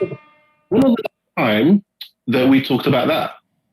There was a whole, do-up thing about Black Pound Day, whatever it was. And then what? Crickets. Because we're not, this is not trying to be generalizing here, but a lot of us are not serious. Do you know what I mean? It's like, yeah, okay, we can get angry, we can do this, but I think it needs to be more of a concerted effort. And if we're really serious about it, most of us do need to look at our history, need to look at exactly what has been done to not just colonize, but actually stunt Africa's development, for instance, because that's the biggest black, obviously, continent. But the ripples of that is across the world. If a lot of these country, like for example Sudan, that's all the zeitgeist. Sudan. It's a proxy war. No one's talking about it being a proxy war. It's literally a proxy war. The Americans told them, don't let the Russians operate out of the Red Sea. They signed a deal to give Russian ships access to the Red Sea, and lo and behold, now you've got a war going on. You've got the Libyans involved, you've got the Saudis, the Emiratis from one side, and then you've got the Americans and the British on the other. And it's like, it's not really that. They're just amongst themselves. Let's have the ceasefire so we can vacate our people, and then you lot can do up whatever you want to do. But actually, it's more about, this is terrible in Africa. Yeah. It's let's let them talk about colorism and do these symbolic things, but in reality, there's bigger things at play here. And that's why I was getting here, because of the misdirection. Sorry, I don't usually call in, but I had to say my piece. Thank you for calling, man. Shout out to the chat. Shout out to you lot. Catch you soon. Yeah, you make some very, very good points, man. Thank you very, very much for calling, Von. He's right, man. I can't disagree. Disagree. Yeah, man. Can't lie, man. The whole verse. Yeah, this is it. You know what I'm saying? There is more important things going on, there is more important things going on. Don't get me wrong. I don't think it's misdirection. Not everybody's as perceptive as you. You know what I'm trying to say? Like, so on base level, on surface level, there's things that affect a lot of people that won't affect you. You get me? But they're not as cerebral as you, King. You know what I'm saying? That's all it is. But I think the little things are important too. Yeah. You get me? I think the little things are important too. And not to overdo it. You get me? Not to overdo it, but again, as petty as it is, you're saying like, yeah, like the Aunt Jemima, Uncle Ben, it's still the same people owning it, whatnot. So if there's nothing you can do about it, there's nothing you can do about it. But then getting little reminders in your face every day, you're going down Tesco's. If I don't have to get it, if I don't need to see it, I don't need to, you get what I'm saying? But the question is, can you be reminded about something you didn't know about? So I would. It's not until they put it in your face, though. Exactly. They do all that stuff. There's bare stuff that I thought were cool. Everybody's cool with it. You don't want to come and tell me, oh, this, they done this and it. And it's like, brother, like, that's what I'm saying. What are we doing here, man? Like, I was blessed with them. I don't know all this stuff. Mm. I was like, but obviously, ignorance is bliss, innit? And knowledge is power, and that's why you need the information. That's why I think you need to. I'm all for freeing up information. You get me? Like I said, it's not for tearing down. I more want to educate. You get what I'm trying to say? That so it's not so we can tear it down and but it's just give everybody in the information so they know exactly what's going on. Yeah. So I can make an informed decision with my life. Like, you know what I'm trying to say? That's what I 100%. believe in. That's what I'm on. 100%. But see, this is why I say economic, the independence, man, self-reliance. Because like you're saying, we wouldn't be caught up in this proxy war. You know what I'm saying? If we took care of ourselves and didn't focus on the rest, didn't rely on the West, you know what I'm saying? Or the rest of the world, I should say. That's what we need to do, man. But yeah. All right. That was a good little discussion, man. We're going to get to some more headlines. Let's do it.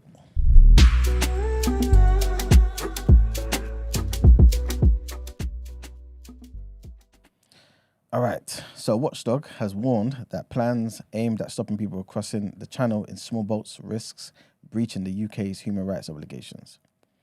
The EHRC, which is the Equality and Human Rights Commission, said that the government's illegal migration bill also risked exposing people to serious harm. It said it was particularly worried about the possibility of children and pregnant women being detained. The government said the bill was within our international obligations. Sorry, hold up, 1 second. The legislation. Take it Can't in, you man. silence sorry. it? All right. Hello? Hello. Hello. Who's speaking? Morning, guys. Morning, it's Demi. Hey, Morning, Demi. Demi. How's it going? Yeah, not too bad. How you guys doing? Great, All man. good, thanks. Got something you want to get off your chest? Yeah. Do you know what? Just a quick one, really, just off the back of what Von said and slightly off the back of the conversation you lot had yesterday.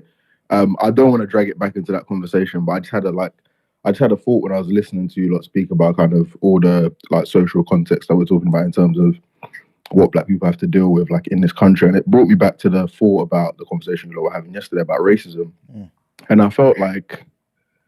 I don't know. I felt like the points that Eman was making yesterday about racism. I feel like people were just ignoring them in a way, because when we look at this context that we're talking about now, we say, oh, Black people can be racist to other people, and white, like it's the same thing when Black people do something to white. But like I'm looking at this context that we're living in, like the fact that obviously the way Africa is the way it is because obviously the West undeveloped it, the way like our society is structured, the way that we have to like be reminded about these historical issues on a daily basis, the fact that we have like such intergenerational trauma like between Black people, like.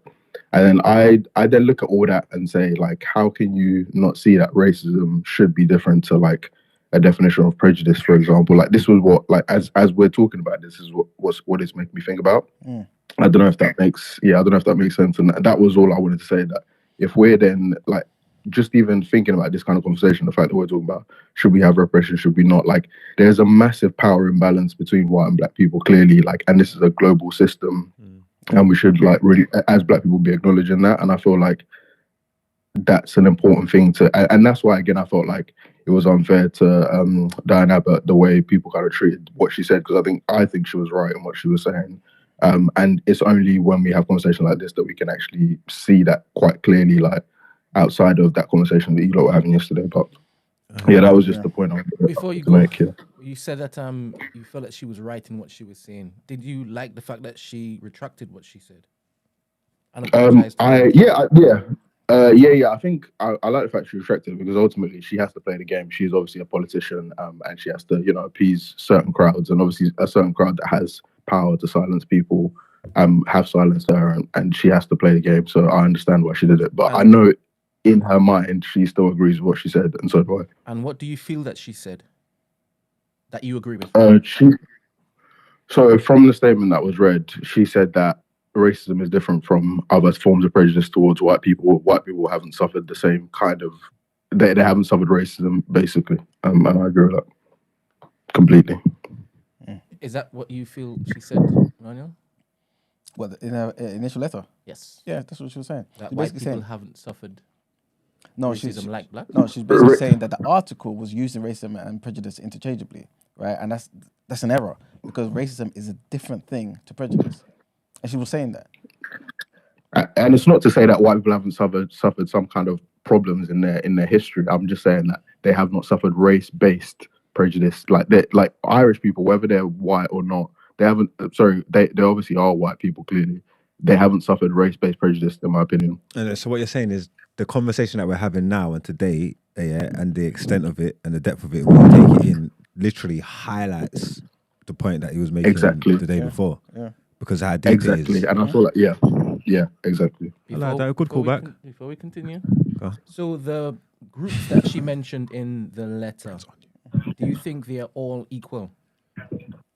The what? Sorry, say again. The groups that she mentioned in the letter, because she mentioned redheads, she mentioned Irish, she mentioned Travelers Jewish. and the Roma community. Yeah, are they all on the same playing field What do you mean? in field as in regards how? to discrimination against them? Seen as they were all being I don't know. compared to black, right?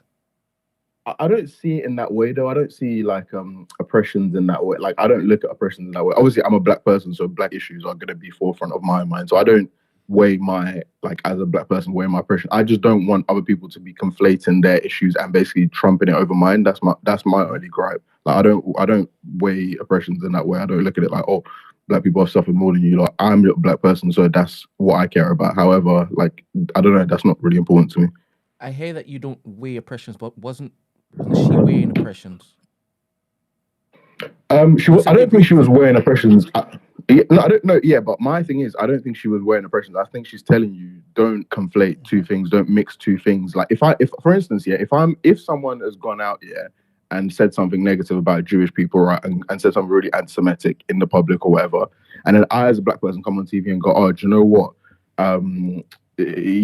Like I've basically gone on and said, oh, do you know what? Like this stuff it's all bad. Like it's like literally, if you're saying something about Jews, you're basically saying something about black people. It's all bad. It's all the same thing. Like let's not really focus on supporting the Jews or like them apologizing to the Jews. Let's just make sure they apologize for like racism altogether. Like I would feel a bit that seems disingenuous because that was an issue that was specifically directed at a group of Jewish people. So why am I even butting in? Why has it got anything to do with me? That's how I feel about that.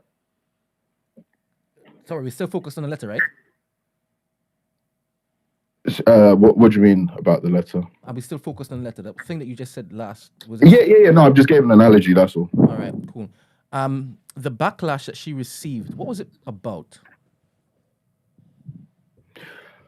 To be honest, I've not looked in deeply about the backlash she received or didn't receive. The thing about Diane Abbott that I know is obviously she's a prominent black woman. She's been kind of in the public space for a long time, and I look at stuff online about Diane Abbott all the time. Like there's obviously a massive racist and misogynist thing behind everything that is used to criticize her. So I can't lie. A lot of the time I don't even take it in that deeply when there's quote unquote backlash against her. Like even with when she was doing that whole drinking on the train thing, like there's just a bunch of stuff like they always try and get at her. So I can't like a lot of the time I don't take that stuff seriously because I just see it as like veiled racism and misogyny towards her most of the time. So I've not looked into the backlash that she received that badly, but a lot of the time it's kind of just disguised under that. Okay, man, what was the backlash? Basically, they were trying to say she was being anti-Semitic, right? Yeah. Did you see any anti-Semitism in that, Dami? Did I see any anti-Semitism in the statement she made? Yes. No, I don't think that was any. All right. So my thing yesterday was that I said that off the back of what she wrote, that's what they gleaned from it, right? They didn't care about the travelers. They didn't care about the redheads. They only cared about the Jews, right? And how it was written, it sounded as though she was saying that Jewish people, they've never experienced racism. Do you understand? And that's why I believe she retracted it, apologized for it, and obviously the backlash obviously continued. So Look, I feel like this conversation has potential to kind of keep going in circles. Obviously, you spent a lot of time on it yesterday, and I don't want to kind of take up your time again on it today. So I'm not going to do that back and forth thing. But the only thing I would say about this is, the one thing I really didn't agree with was your categorization of the definition of racism. I thought it just didn't sit right with me. That was why, obviously, when I was thinking about this conversation today, it kind of came to my mind. The definition of racism that so, do you think black people can't be racist? What do I think black people can't be racist? Yeah. It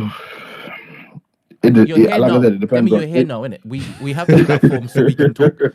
Don't feel like you need to rush off. We're here now. No, it's not a rush off thing. I just feel like I don't know if everyone wants to listen to the No, same no, no, no. conversation. We're 2 days talking. in a row. We're talking. We're talking. Yeah. Do I feel like black people can't be racist? That is a really tough question. I think from my conception of racism, I'm forced to say no, just purely because I don't see racism as just calling people names. Because if it was just that, name calling it's not that deep. It's not that deep.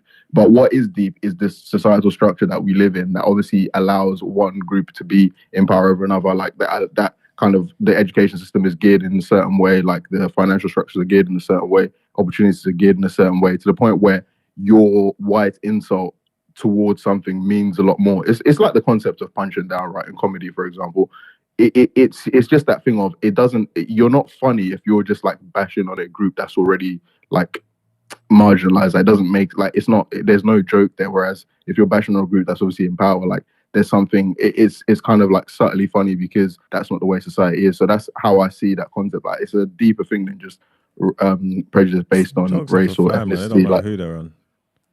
yeah, no, and I agree with that. I think jokes should fly. I think that I'm fine with that. But the issue is obviously when it comes to like when it then comes to that social context that we live in. I think that's why white insults actually have a value.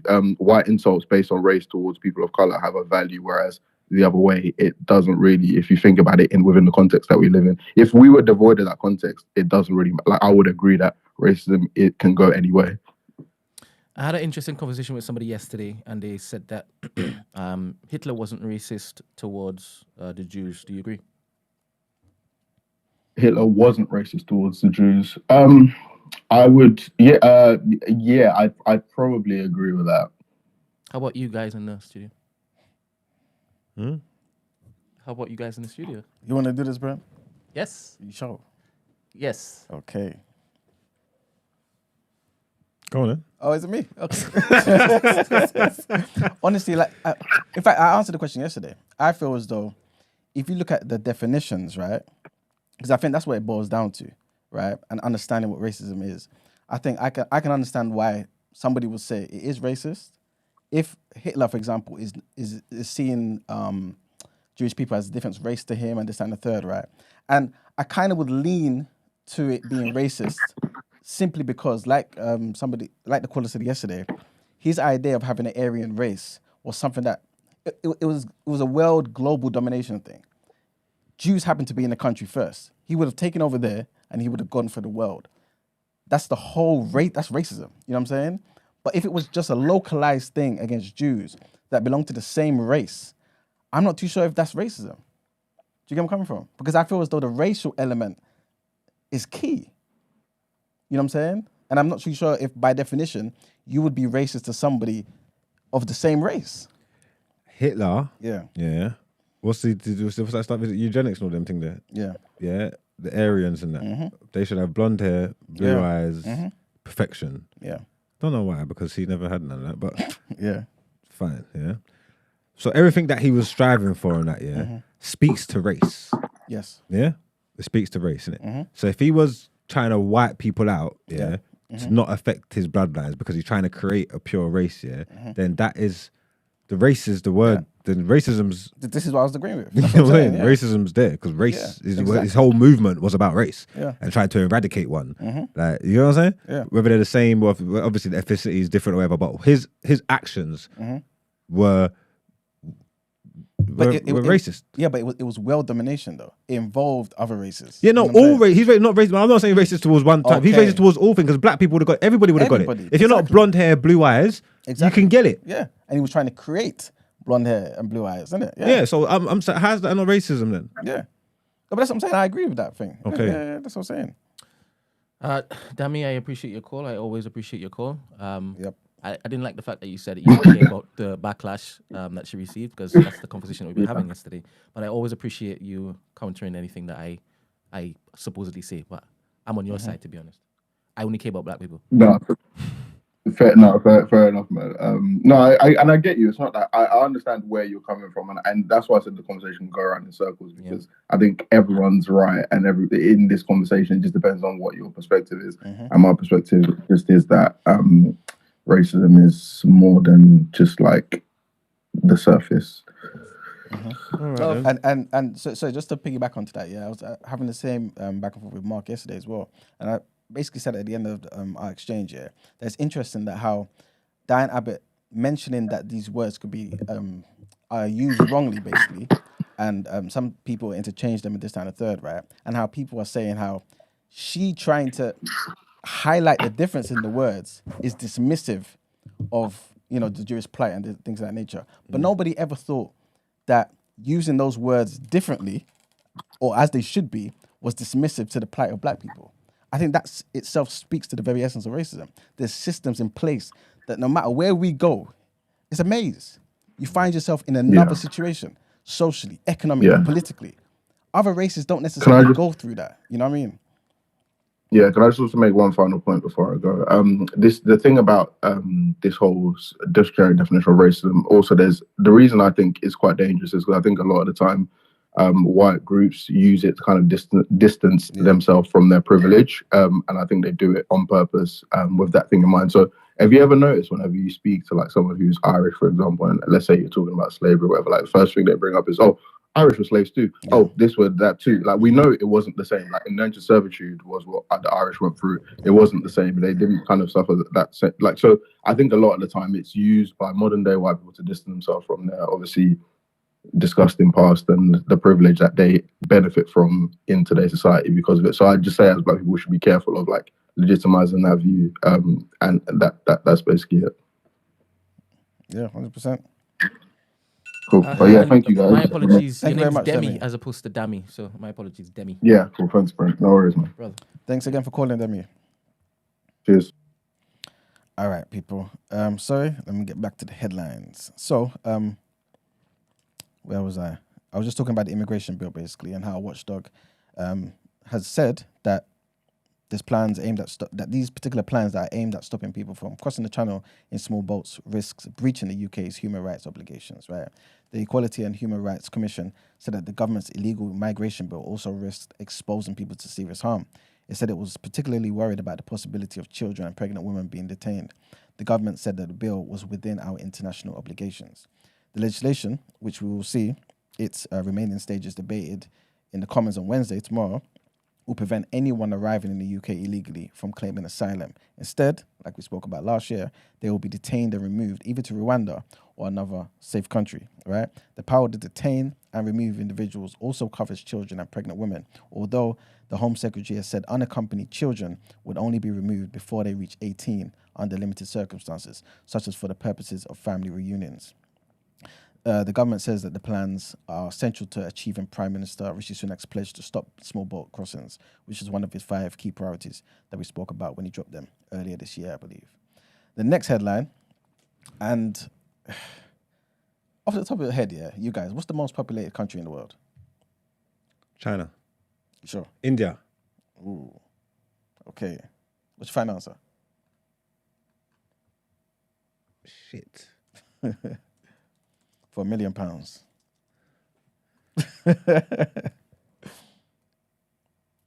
Ben, I hope you wasn't typing in nothing. No, I definitely wasn't. He was. He was. Don't get involved. Am I along the right lines?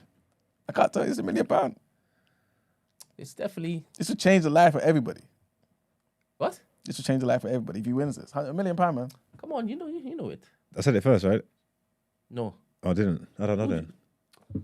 Wherever you go in the world, Hmm? wherever you go in the world, who do you see?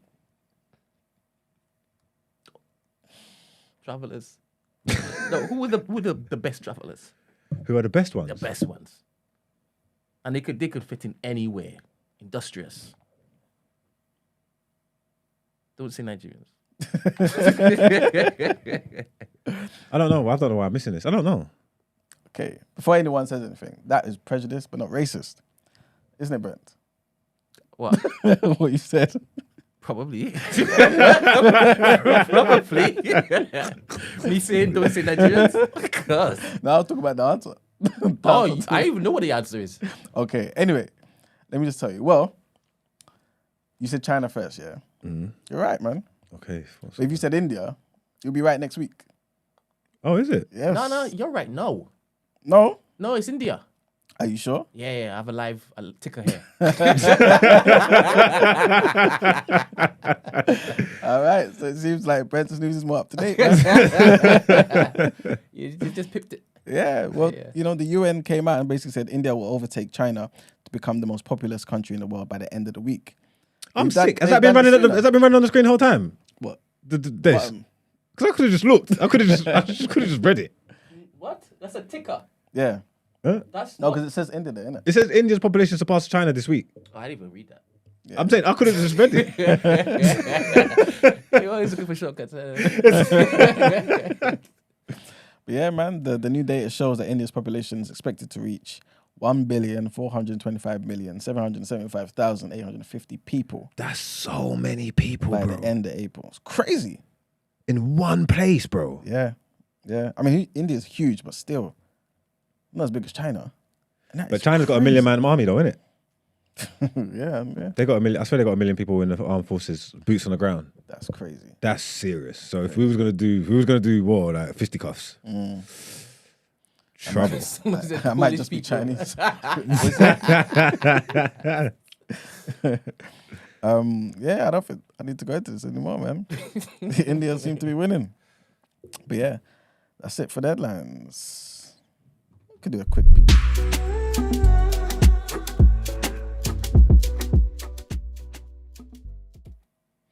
All right, people, welcome to the People's Journal, where I give you the news from an economics point of view. It's going to be very quick today.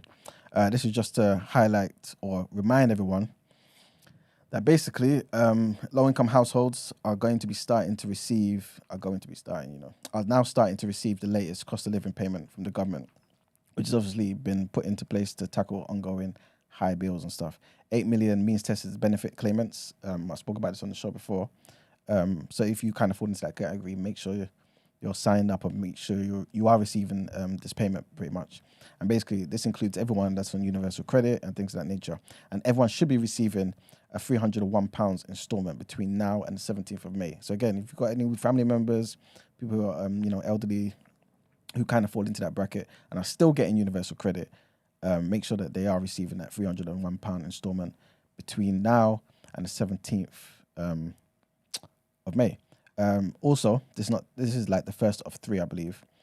So you're going to get identical payments in the autumn and also next spring. And these are all meant to be transferred automatically. So again, if they ain't receiving that money, please help them look into it and stuff like that. And the last thing I want to mention is basically that one of the ex-Bank of England economists has come out, right? He was the former chief economist, actually, of the Bank of England, has predicted that inflation will fall rapidly in the coming months. Again, I spoke about this, I believe, since February, March, April. It's been going back and forth, talking about how the rate of the decline in inflation hasn't been what analysts expected or hoped for. But Andy Haldane, who left the Bank of England in 2021, right? He's doing some other thing now. But basically, he was the chief economist at Bank of England. He's pretty much come out and said, look, it's pretty much nailed on. Like, the inflation is going to halve in the next 6 months, which will hit the target set in January by Rishi Sunak. You know what I'm saying? Because of the whole slowdown in energy prices and things of that nature. When I say slowdown in energy prices, I'm talking about the slowdown in the increase in energy prices. Slight difference.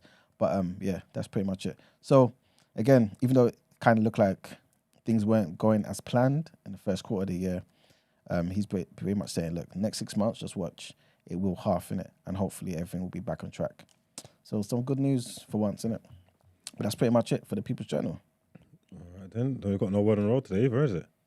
Nah. All right, so what's next? Is it asking for a friend? Mm-hmm. Yep. Let's go up.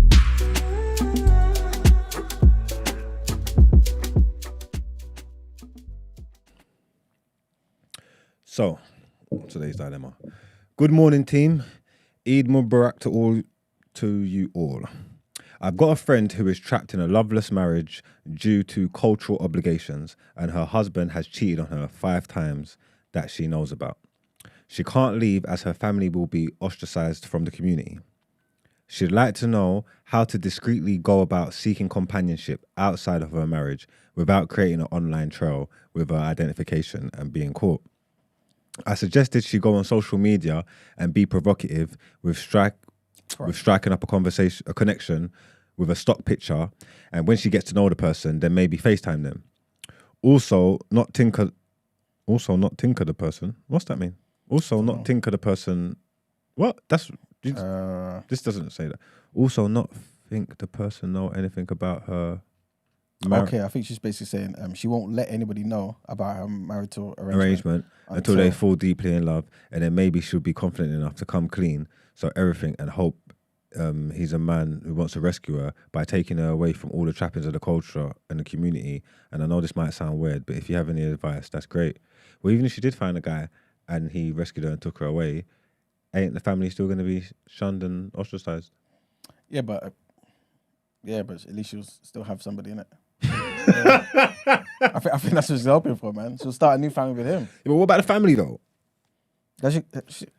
She can't leave as her family. So her family will be ostracized from the community. That's her extended family. That's not extended family. I'm saying, but that's not like her kids. Yeah. That's like her parents, her family, innit? Yeah.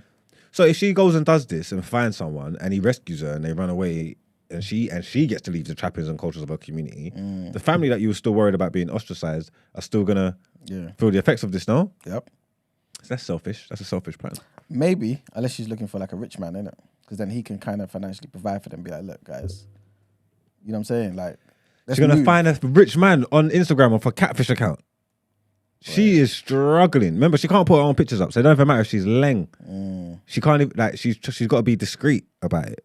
So she's got to use different things as well. She's got to use like don't use none of the mainstream ones. I think Twitter and Instagram are out the window. Facebook as well, definitely, because all your people are on Facebook. Whatever social media apps are there then? Do they still do Bebo? Maybe go make a Bebo and find who's on there. MySpace. Go make a MySpace. I think MySpace is still running. Go make a MySpace and find anyone on there, because anybody that's still on MySpace is tapped out of the modern world. You get me? Like, so there's not going to be much paper trail. Like, you're going to be discreet over there. Hotmail. What's it called? MSN. MSN. Is that still going? No, I don't think so. Ben, is that going? Someone said that she might be Pakistani. Why do they think that? That's what I thought, though. Oh, you thought she was Pakistani? I thought she was like Asian anyway. South Asian, some way. Oh.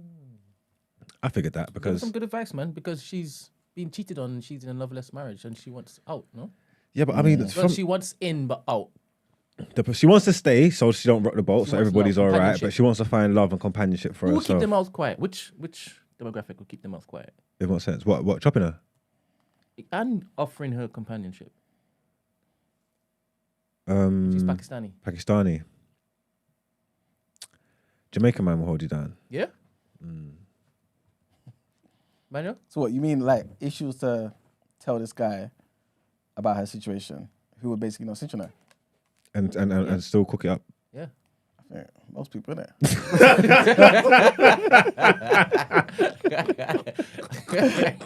Why are you going to go out of your way to go and start?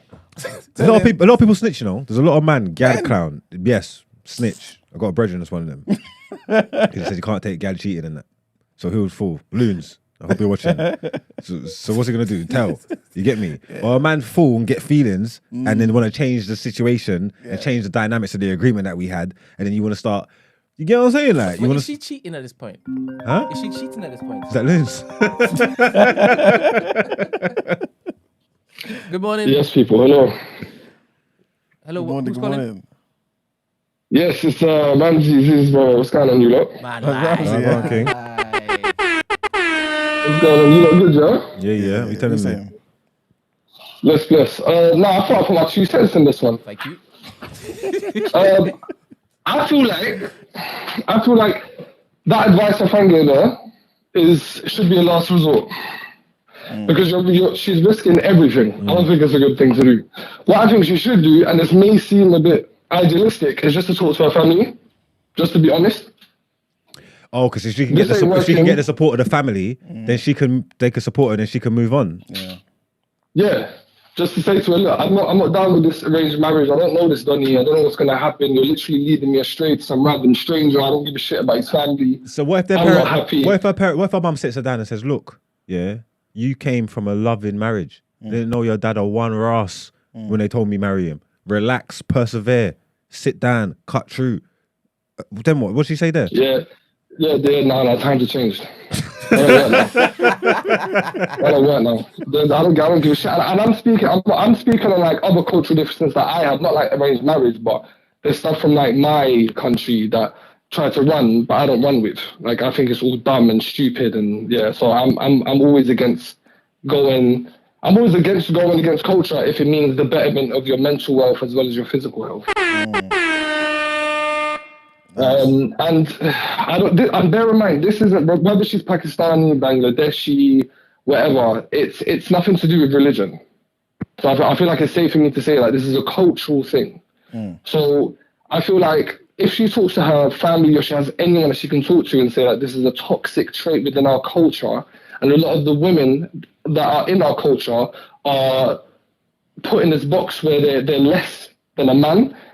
And it's toxic and it's going to affect me, and it leads to a lot of, it just leads to a whole lot of fucking mess, innit? So I feel like the first thing she should try is talk to her family and just be open and honest, and hopefully that leads to something else before she starts doing all the sneaky stuff. Because like Mark said, she's not going to catch no one catfishing out here with a fucking egg profile picture.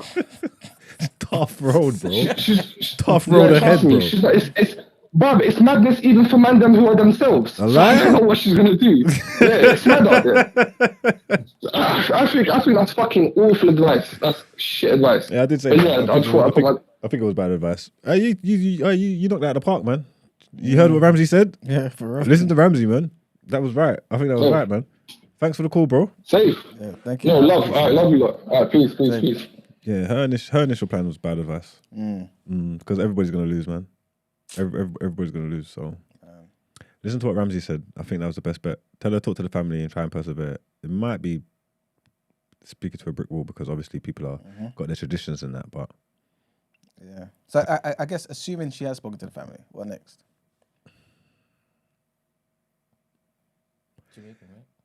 Jamaica. I don't think you should do online. I think you should go in the streets, man. No. Just go a couple dances, couple brunches and thing. You know what I'm trying to say? Go hit the streets. Online's meaty. Because if you're good looking, you're outside and the man will fall for you. You know what I'm saying? So as a Pakistani woman, what's the best way to draw a Jamaican man? I don't know. Make sure you got hips and thighs and bum and thing. And they'll come to you. You get me? But yeah. Anyway, that's the advice there. That's the whole. Said anyway. Hope that helped for you, man. Let's get into our last headlines.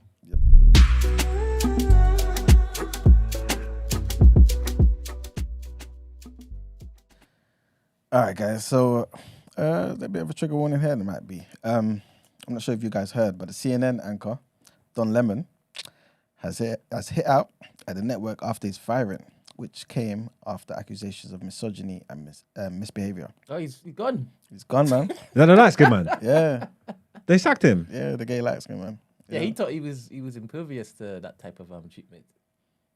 He was moving like he was untouchable. Yeah. I mean, when you're this and this, it's powerful nowadays. What are you talking about? It's just the this and this. You know what I mean? That combination is powerful. Oh, okay. But it's not more powerful than a white woman. And we're going to see why.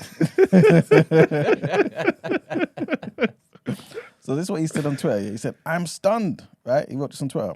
CNN said it parted ways with Lemon, who co-hosted its morning show, saying, "We wish him well." It follows on-air remarks by Lemon in which he said Republican Nikki Haley, the white woman in question, who's 51, was not in her prime. I remember that. There you go. So the dismissal also comes on the heels of another major US media departure, which we're going to get into in a minute. But basically, he landed himself in hot water early this year after comments he made about the Republican presidential hopeful, Nikki Haley, who is a former UN ambassador and governor of South Carolina. Ms. Haley was not in her prime, and then said in February, a remark which was widely decried as sexist. He also said, when a woman is considered to be in her prime, in her 20s, 30s, and maybe her 40s. After that, he said, "I'm just saying what the facts are. Google it," he added, right?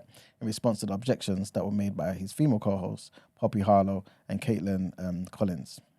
He also issued a statement on the same day saying that he regretted his inartful and irrelevant comments. He also apologized to the newsroom and agreed to partake in mandatory training to address the incident. But that wasn't the only thing that got him sacked. So basically, it was that. Plus, apparently, he must have said he called a producer fat to her face. No way. Yeah, man. Apparently, Variety reported that he mocked and mimicked one colleague and allegedly sent threatening texts to another. And obviously, the representative of Lemon has denied all these reports. But yeah, man. So misbehavior, misogyny, all of that grouped up.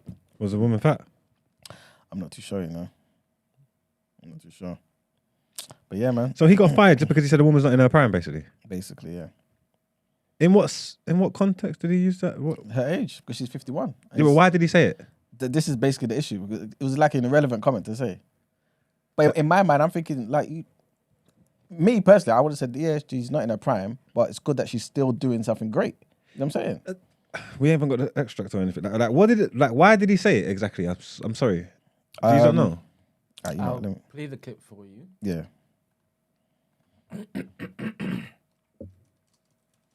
Let's do that because.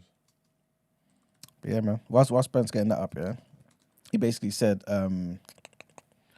that Miss Haley appeared to address the firing, calling it a great day for women everywhere, adding as a hashtag still in my prime.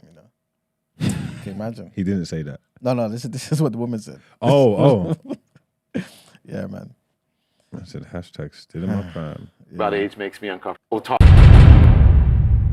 This whole talk about age makes me uncomfortable. I think it's the wrong road to go down. She says people, politicians or something are not in their prime. Nikki Haley isn't in her prime. Sorry. When a woman is considered to be in her prime in her 20s and 30s and maybe 40s. What are you talking? Wait. That's not according to me. Prime for what?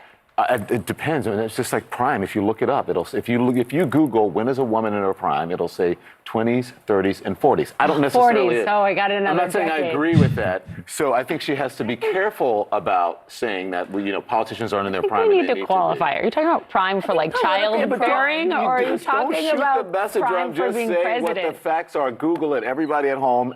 When is a woman in her prime? It says 20s, 30s, and 40s. And I'm just saying Nikki Haley should be careful about saying that politicians are not in their prime and they need to be in their prime when they serve, because she wouldn't be in her prime according to Google. I don't know if that's sackable, but he shouldn't have said that though. So he glitched and became Kevin Thompson.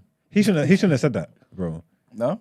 No, she was talking. They're having a conversation about politicians and all that, and he's saying the politicians are out of their prime. And he's like, bro, she needs to be careful about in her prime because she ain't in her prime. She's 51. Like what? He's talking about politics for real. Was he talking about the politics that he was talking about as a woman? Sounded like he might have had a different opinion. Hello? He was talking about as a woman. Morning bro. Proverbs. How And are she you? was. What the hell? That's got. He shouldn't have said that. Morning. Can I just say, to put into context what Don Lemon said, he was talking about Nikki Haley because she said that Biden and Trump were too old. And then he said she's not exactly in her prime herself. That's the context. Yeah, that sounds rude. He's talking about. He's not. Yeah, but I don't know, man. If you could just. She brought the age factor up first because she said Biden and Trump were too old.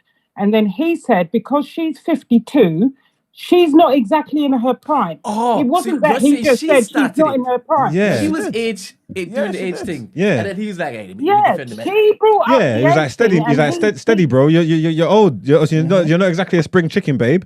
That's what he said to her. Yeah. That's rude.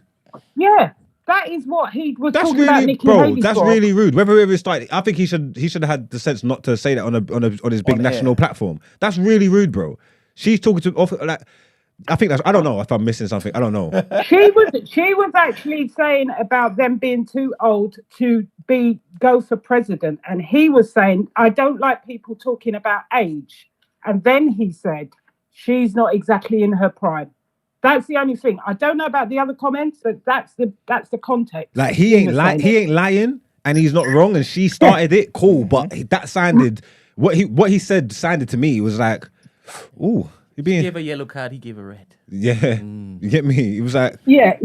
she got a yellow card. It was a bit much, I I'm think. just clarifying the context. Okay. It wasn't just that he came out and said that she's not in her prime.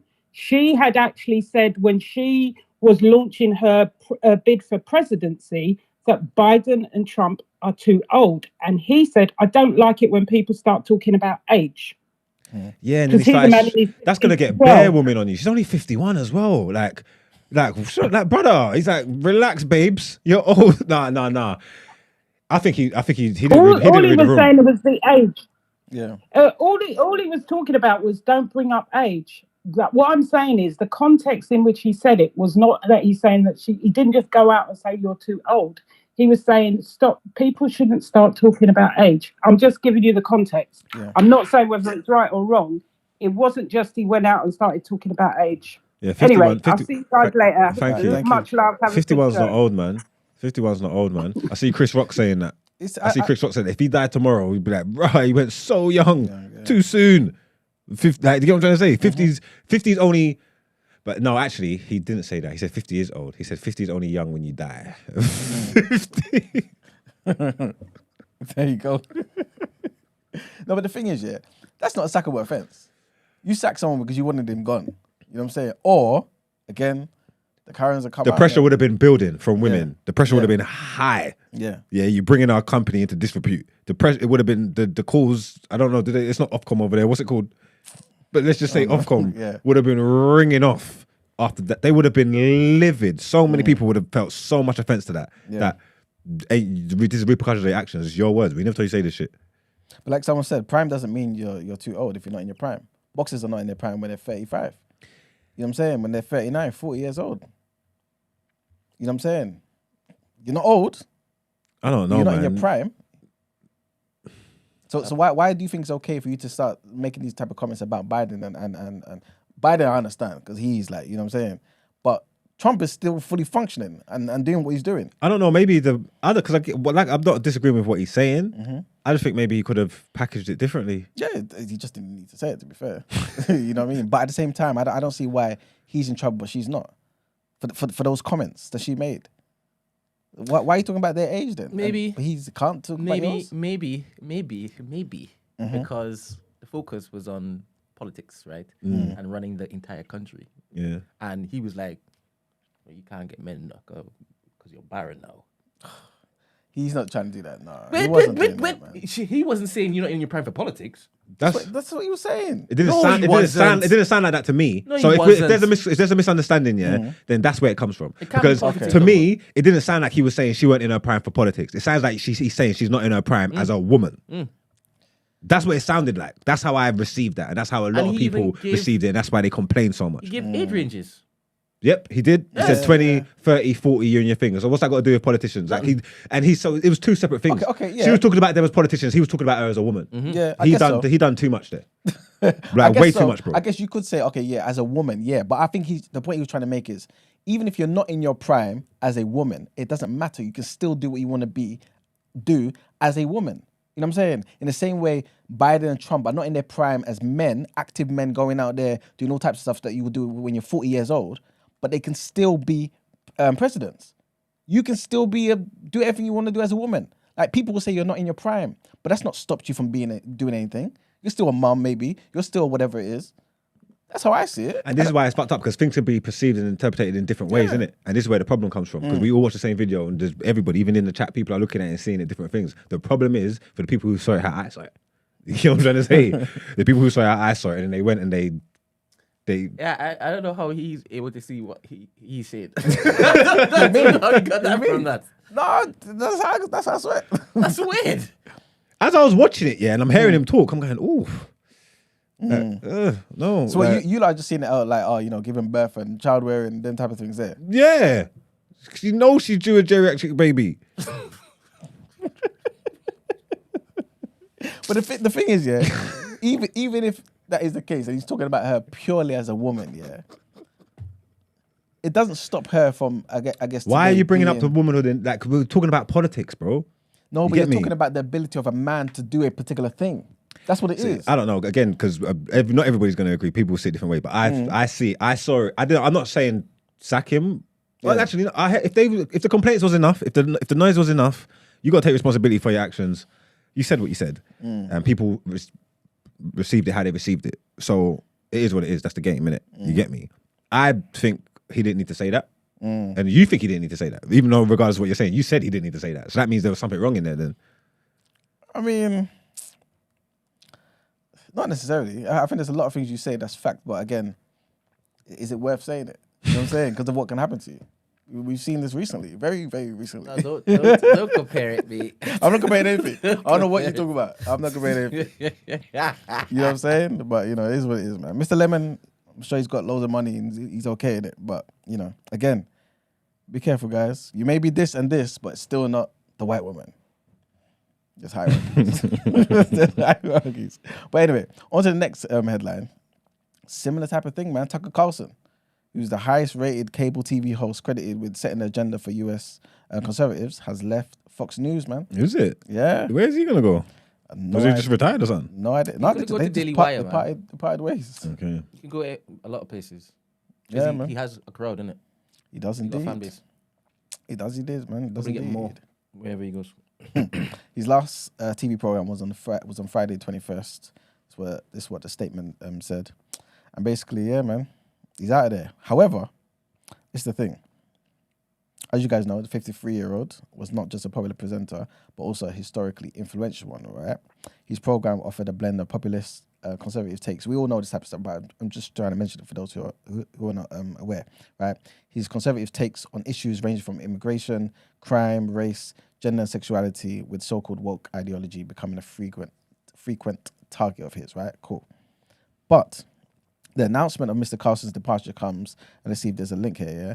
Just days after Fox News settled a defamation lawsuit from the voting machine company Dominion over its coverage of the 2020 presidential election. In the lawsuit, Dominion argued that its business was harmed by Fox spreading false claims its machines were rigged against Mr. Trump. I remember us talking about that earlier. Yeah, it was last week or something. How innit? much money they paid out? It was bare cash. Hmm? It was bare Yeah, payment. they settled like, what, 700 something million? Ah, it's crazy. Something like that, yeah. Who? Dominion and Fox News. So Fox had to pay them? Yeah. Oh, because Settled Fox was outside chatting of- shit about them. The But thing. they're saying he needs to basically fall on the sword because they're blaming him for doing it. Not the producers, not it's him. Yeah, it seems like the link Somebody's is got to there. go. Yeah. But what's funny also is, yeah, the case prompted disclosures of text messages that showed, listen to this, that Mr. Carlson's private views often contrasted with his on-air output. The man don't even believe what he's saying in real life. He's just been antagonizing people getting paid, Must be hard. potentially. But yeah, man, that's the situation for him. No, And- he deserves it. No, I'm not saying that, but I'm saying it must be hard. If you like them, they are proper antagonists, like on Fox News and that. And it's like if he doesn't align fully with the things that they're saying, to go online and spew that out every day. Obviously, it's the money, but it must be a fight. It must be tough. I'm not trying to sympathize with anyone, but I'm just saying I couldn't imagine what that's like because he's an idiot as far as I'm concerned. So if man's telling me that he don't even believe some of the stuff he's saying, I don't know how he manages to do that every day. Every day, you know. Mm. Right. Is that it then? One more headline, and this is just an update of yesterday's sad news in Kenya. And basically, the police have come out and basically said they've recovered 58 bodies, right? Mostly from mass graves in a forest in eastern Kenya, thought to be followers of a Christian cult who believed that they would go to heaven if they starved themselves. Okay. Yeah, man. Yesterday we spoke about, I think the death toll at the time was 38. So yeah, it's gone up, man. If they believe if they kill themselves, they're going to heaven. Starve themselves. They're going to go and see Starve Jesus. themselves to death. Yeah, they're going to see Jesus. So kill themselves. Yeah. They need to read the book. But I think it had to be done through the starvation method. Mm. Yeah. But it was down to this preacher, innit? Okay. This preacher, he was basically sending them this nonsense, innit? The cult leader's name is Paul Mackenzie. He was arrested on the 14th of April following a tip-off that suggested the existence of shallow graves containing the bodies of at least 31 of his followers. That's crazy. Imagine being able to convince people that you can go to heaven from suicide. Yeah. Suicide? Yeah. Heaven? Yeah. Oh my God. I don't understand. What? You have like suicide bombers all the time. It's a difference. It's a martyrdom. It's a sacrifice. Suicide and sacrifice is different. You sacrifice yourself for the greater good to take away yourself. Sacrifice and suicide is two different things. I'm just saying. And it's the same in the eyes of the Lord as well. I hear what you're saying, but you said, imagine you trying to convince somebody that Suicide? killing yourself. Nope. Suicide. Suicide. There you go. Never mind. Yeah, man, that's the update on that sad situation in Kenya. But that's it for the headlines. All right, then. Let's get into reaction.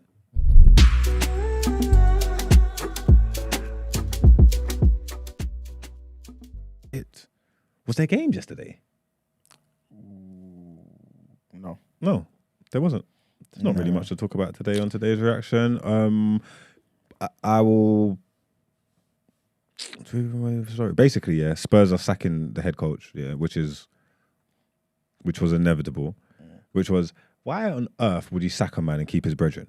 Like, keep his back staff there and the backroom staff there. No formation change. No nothing. Why would you do that? Like, that doesn't even make no sense. That's sick. They're gonna go and put Ryan Mason in there. He should have went in there from the second Conte left. And I'm hearing, yeah, like training ground gossip. I'm giving you a lot because I know a couple of, you know what I'm saying? I heard them players hate that you. Stellini, yeah, heard the Tottenham players can't stand him. Oh man, absolutely can't stand him. He's supposed to be an idiot, or they just don't rate him anyway. That training ground must be a bloody jolly up to get done 6-1. Hopefully, the next game United Thursday. Not too sure. Yeah, they're playing you next, isn't it? It's us next, isn't it? Don't know, hopefully he ain't got no new manager bouncing on them foolishness there. You get me? Like, but yeah, that was he's done, man. They got battered. He's out of there. That was a stupid decision, so I'm not shocked about that. Pochettino has emerged as the front runner for Chelsea, for the Chelsea job. Apparently they're getting it all sorted now. I think that's very interesting. That's like a jigsaw puzzle and giving it to someone and letting them figure it out. There's a combination there that works. Someone just has to find it. They got a lot of players, a lot of talent. There's definitely a combination there that works. Someone just needs to work and find it and unlock it. So I think Pochettino's a good gaffer. I liked what he done when he was in the Prem with Spurs and with Southampton as well. So you get me. He's got a track record of improving players and stuff like that. So that could work really well for Chelsea. That speaks to what I was saying yesterday when I was saying Chelsea. He was like, no, not Chelsea. And it's like, well, boy, now they got Poch and they still got all them dope players. You never know. And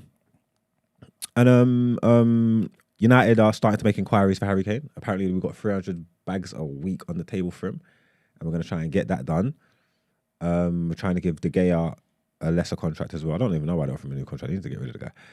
But they're trying to give De Gea a new contract as well, so we can also give Marcus 300 bags a week. You get me? Rashford's got coming up to having a year left on his contract, which is dangerous. We need to sort that out ASAP.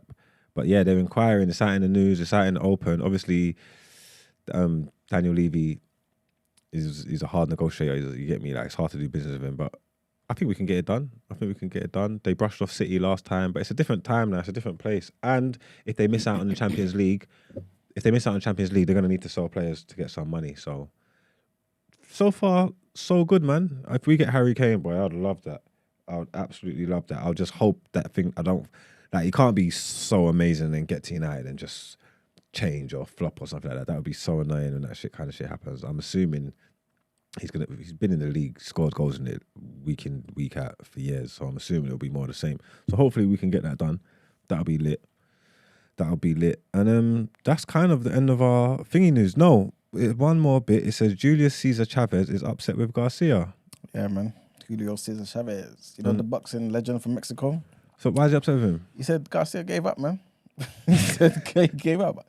He said, I'm not watching any of his fights again. No way. I'm telling you, man. In fact, let me quote him. All right, so was there really people looking at that thinking, yeah, he gave up? Like, is there like veracity in that? Is there validity in that? People were saying that. I didn't watch the game. I didn't watch the match, right? And I'm not a boxing guy. He took a knee. I don't know if the type of punches he was getting warranted. Bro, he didn't get knocked out, yeah? He got punched, yeah? Body punch, yeah? It was a delayed reaction, yeah? And then he's gone down to the knee and he's took the 10 count on the knee.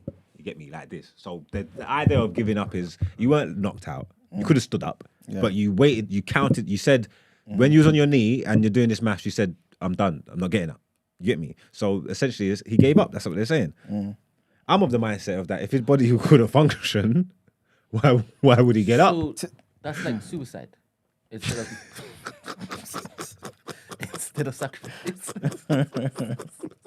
Think so. Right.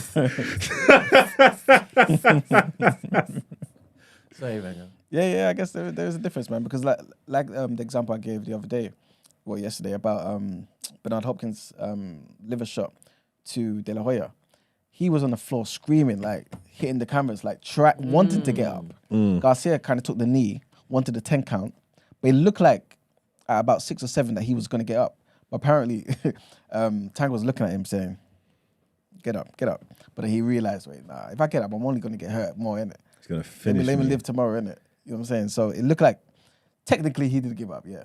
But I think that the shot, it was a serious shot, man. It looks like his body was shutting down for real, bro. Mm-hmm. For real, yeah. You hit man up and man you felt in his man's internal organs doing backflips. Yeah. And you're talking about stand up. Nah. But do you know the thing is, I think it was also psychological in him realizing, or at least believing that he wasn't going to win the fight. So what's the point of me getting up to just get more beatings? I think that was part of it too. I think he could have physically got up. I think he could have. He could have. I think he could. I think he could have physically. Yeah. He physically could have stood up. Because he basically got up at 11. Yeah, his legs was working. He could have got up. He's in his mind. He's saying, "I don't want it. This man's gonna put me in a world of hurt." Yeah. And no chance. Like no chance. So yeah, man. So yeah, in the post-fight interview, Chavez, who was actually in attendance in Las Vegas, he basically said it wasn't even a punch where he hit him. What time he hit him? You know what I'm saying? I'm not going to watch him anymore. I don't want to watch any more Ryan Garcia fights. Count me out. That's what he said. Wow. So yeah, man, it's not looking good for Garcia. And a lot of people just saying, he's just a social media boxer. You know what I'm saying? Because like I said before, most of these fans are on social media, innit? All right, so before you continue, somebody wants to know the difference between suicide and sacrifice from you, Margs. You can give them the example that you guys put to me. What would I do if it is I'm on a cliff for my child's day and it's the next, would I jump off on it? Maybe you could use that one. I don't know, man. I just can't be bothered to get into it. But all I know is, if you sacrifice something, if you give up your life for something that's not you, for a greater good or something, or a cause that's bigger than you, or anything that's not you, and you give up your life for it that is a sacrifice that you made. If you don't want to be here on this earth no more and you can't take it and you're done and you don't want to continue, you don't want to go on and you decide to kill yourself and tap out, that is suicide. I don't understand what's so confusing, people. Cool. Let's get on to the Out Ere.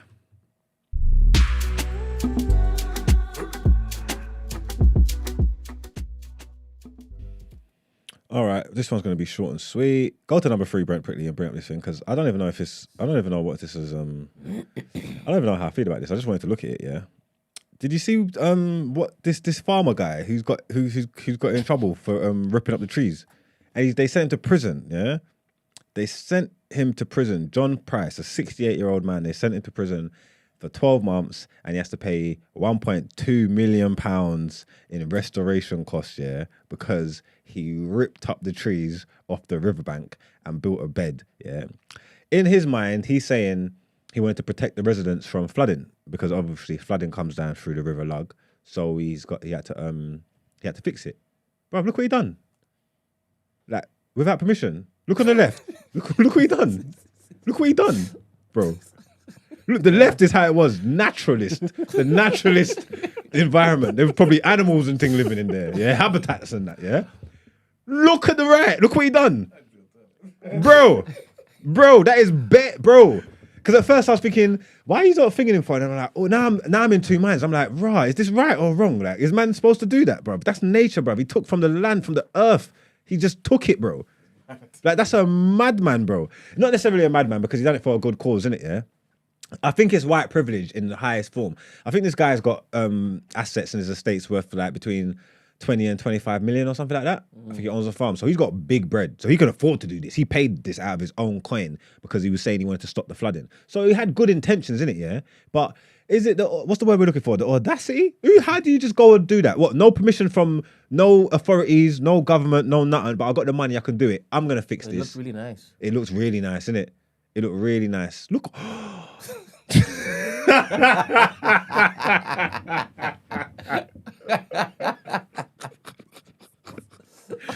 Bro, I was going through the story and I'm looking at it because I wasn't sure how I feel about it. I don't even know what's done at it yet. I just know when I got to them pictures, and I looked and I saw the environment and I saw what he changed it to, I was like, raw. Like, that's mad. That is mad. Maybe it was his wife's favorite place to go before she cheated on him. So he's just ruined it. Because this is wild. But if he built a bank up and he's thinged it, so if it's really going to stop flooding, then look, you see, it's got the ledge now, so there's no more flooding now. Like, it's not. He didn't do it for fun. He's not doing it for cosmetics or nothing like that. He stopped the flooding. Is this his land? He owns land either side of the river, but he can't touch the river. It was destroying his land. I think he owns land either side of this river, but it's not. He can't touch this river. This ain't his river.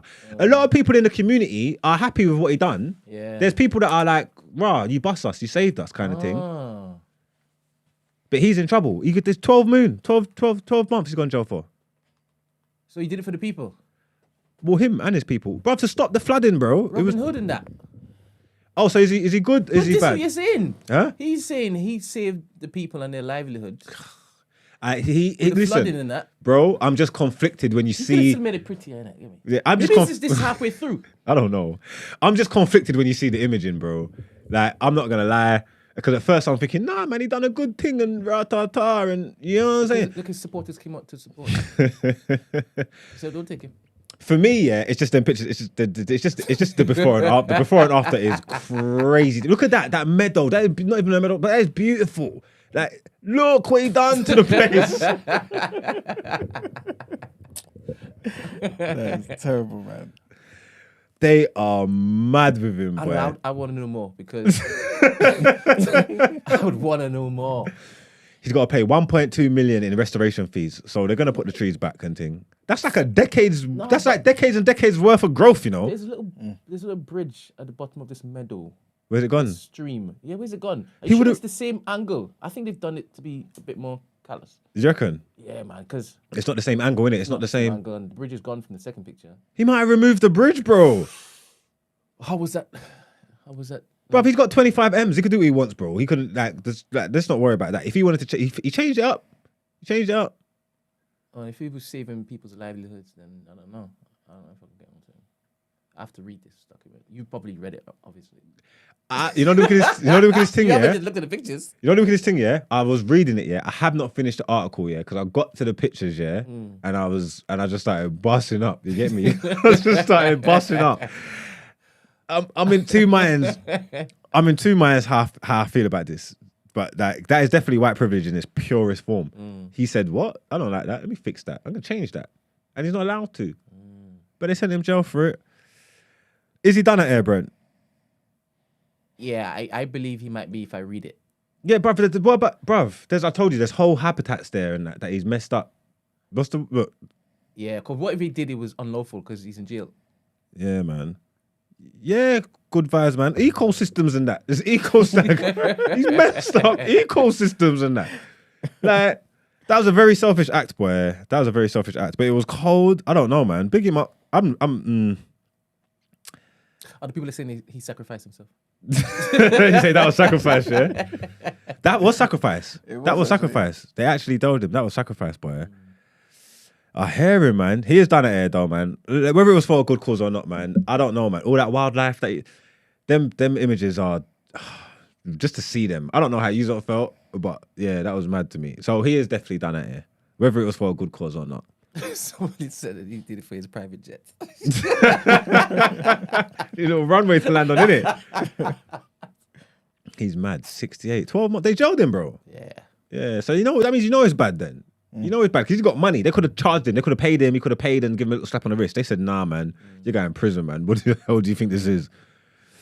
Yeah, man. That's what you done, man. So you're done at Air, Killy, man. Sorry, man. I hate it had to be you, man. But that's it, man. Let's get into our outro.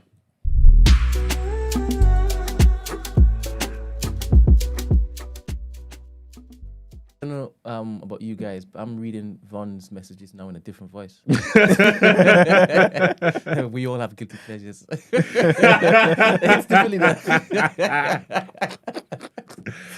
All right, well, that's the end of another show. Thanks for joining us. Big up everybody in the chat. Thanks for all the callers that took part and all of that. I thought we were going to be out of there by 10, but the conversations flowed, man. It was good, man. How you feeling? He's all right?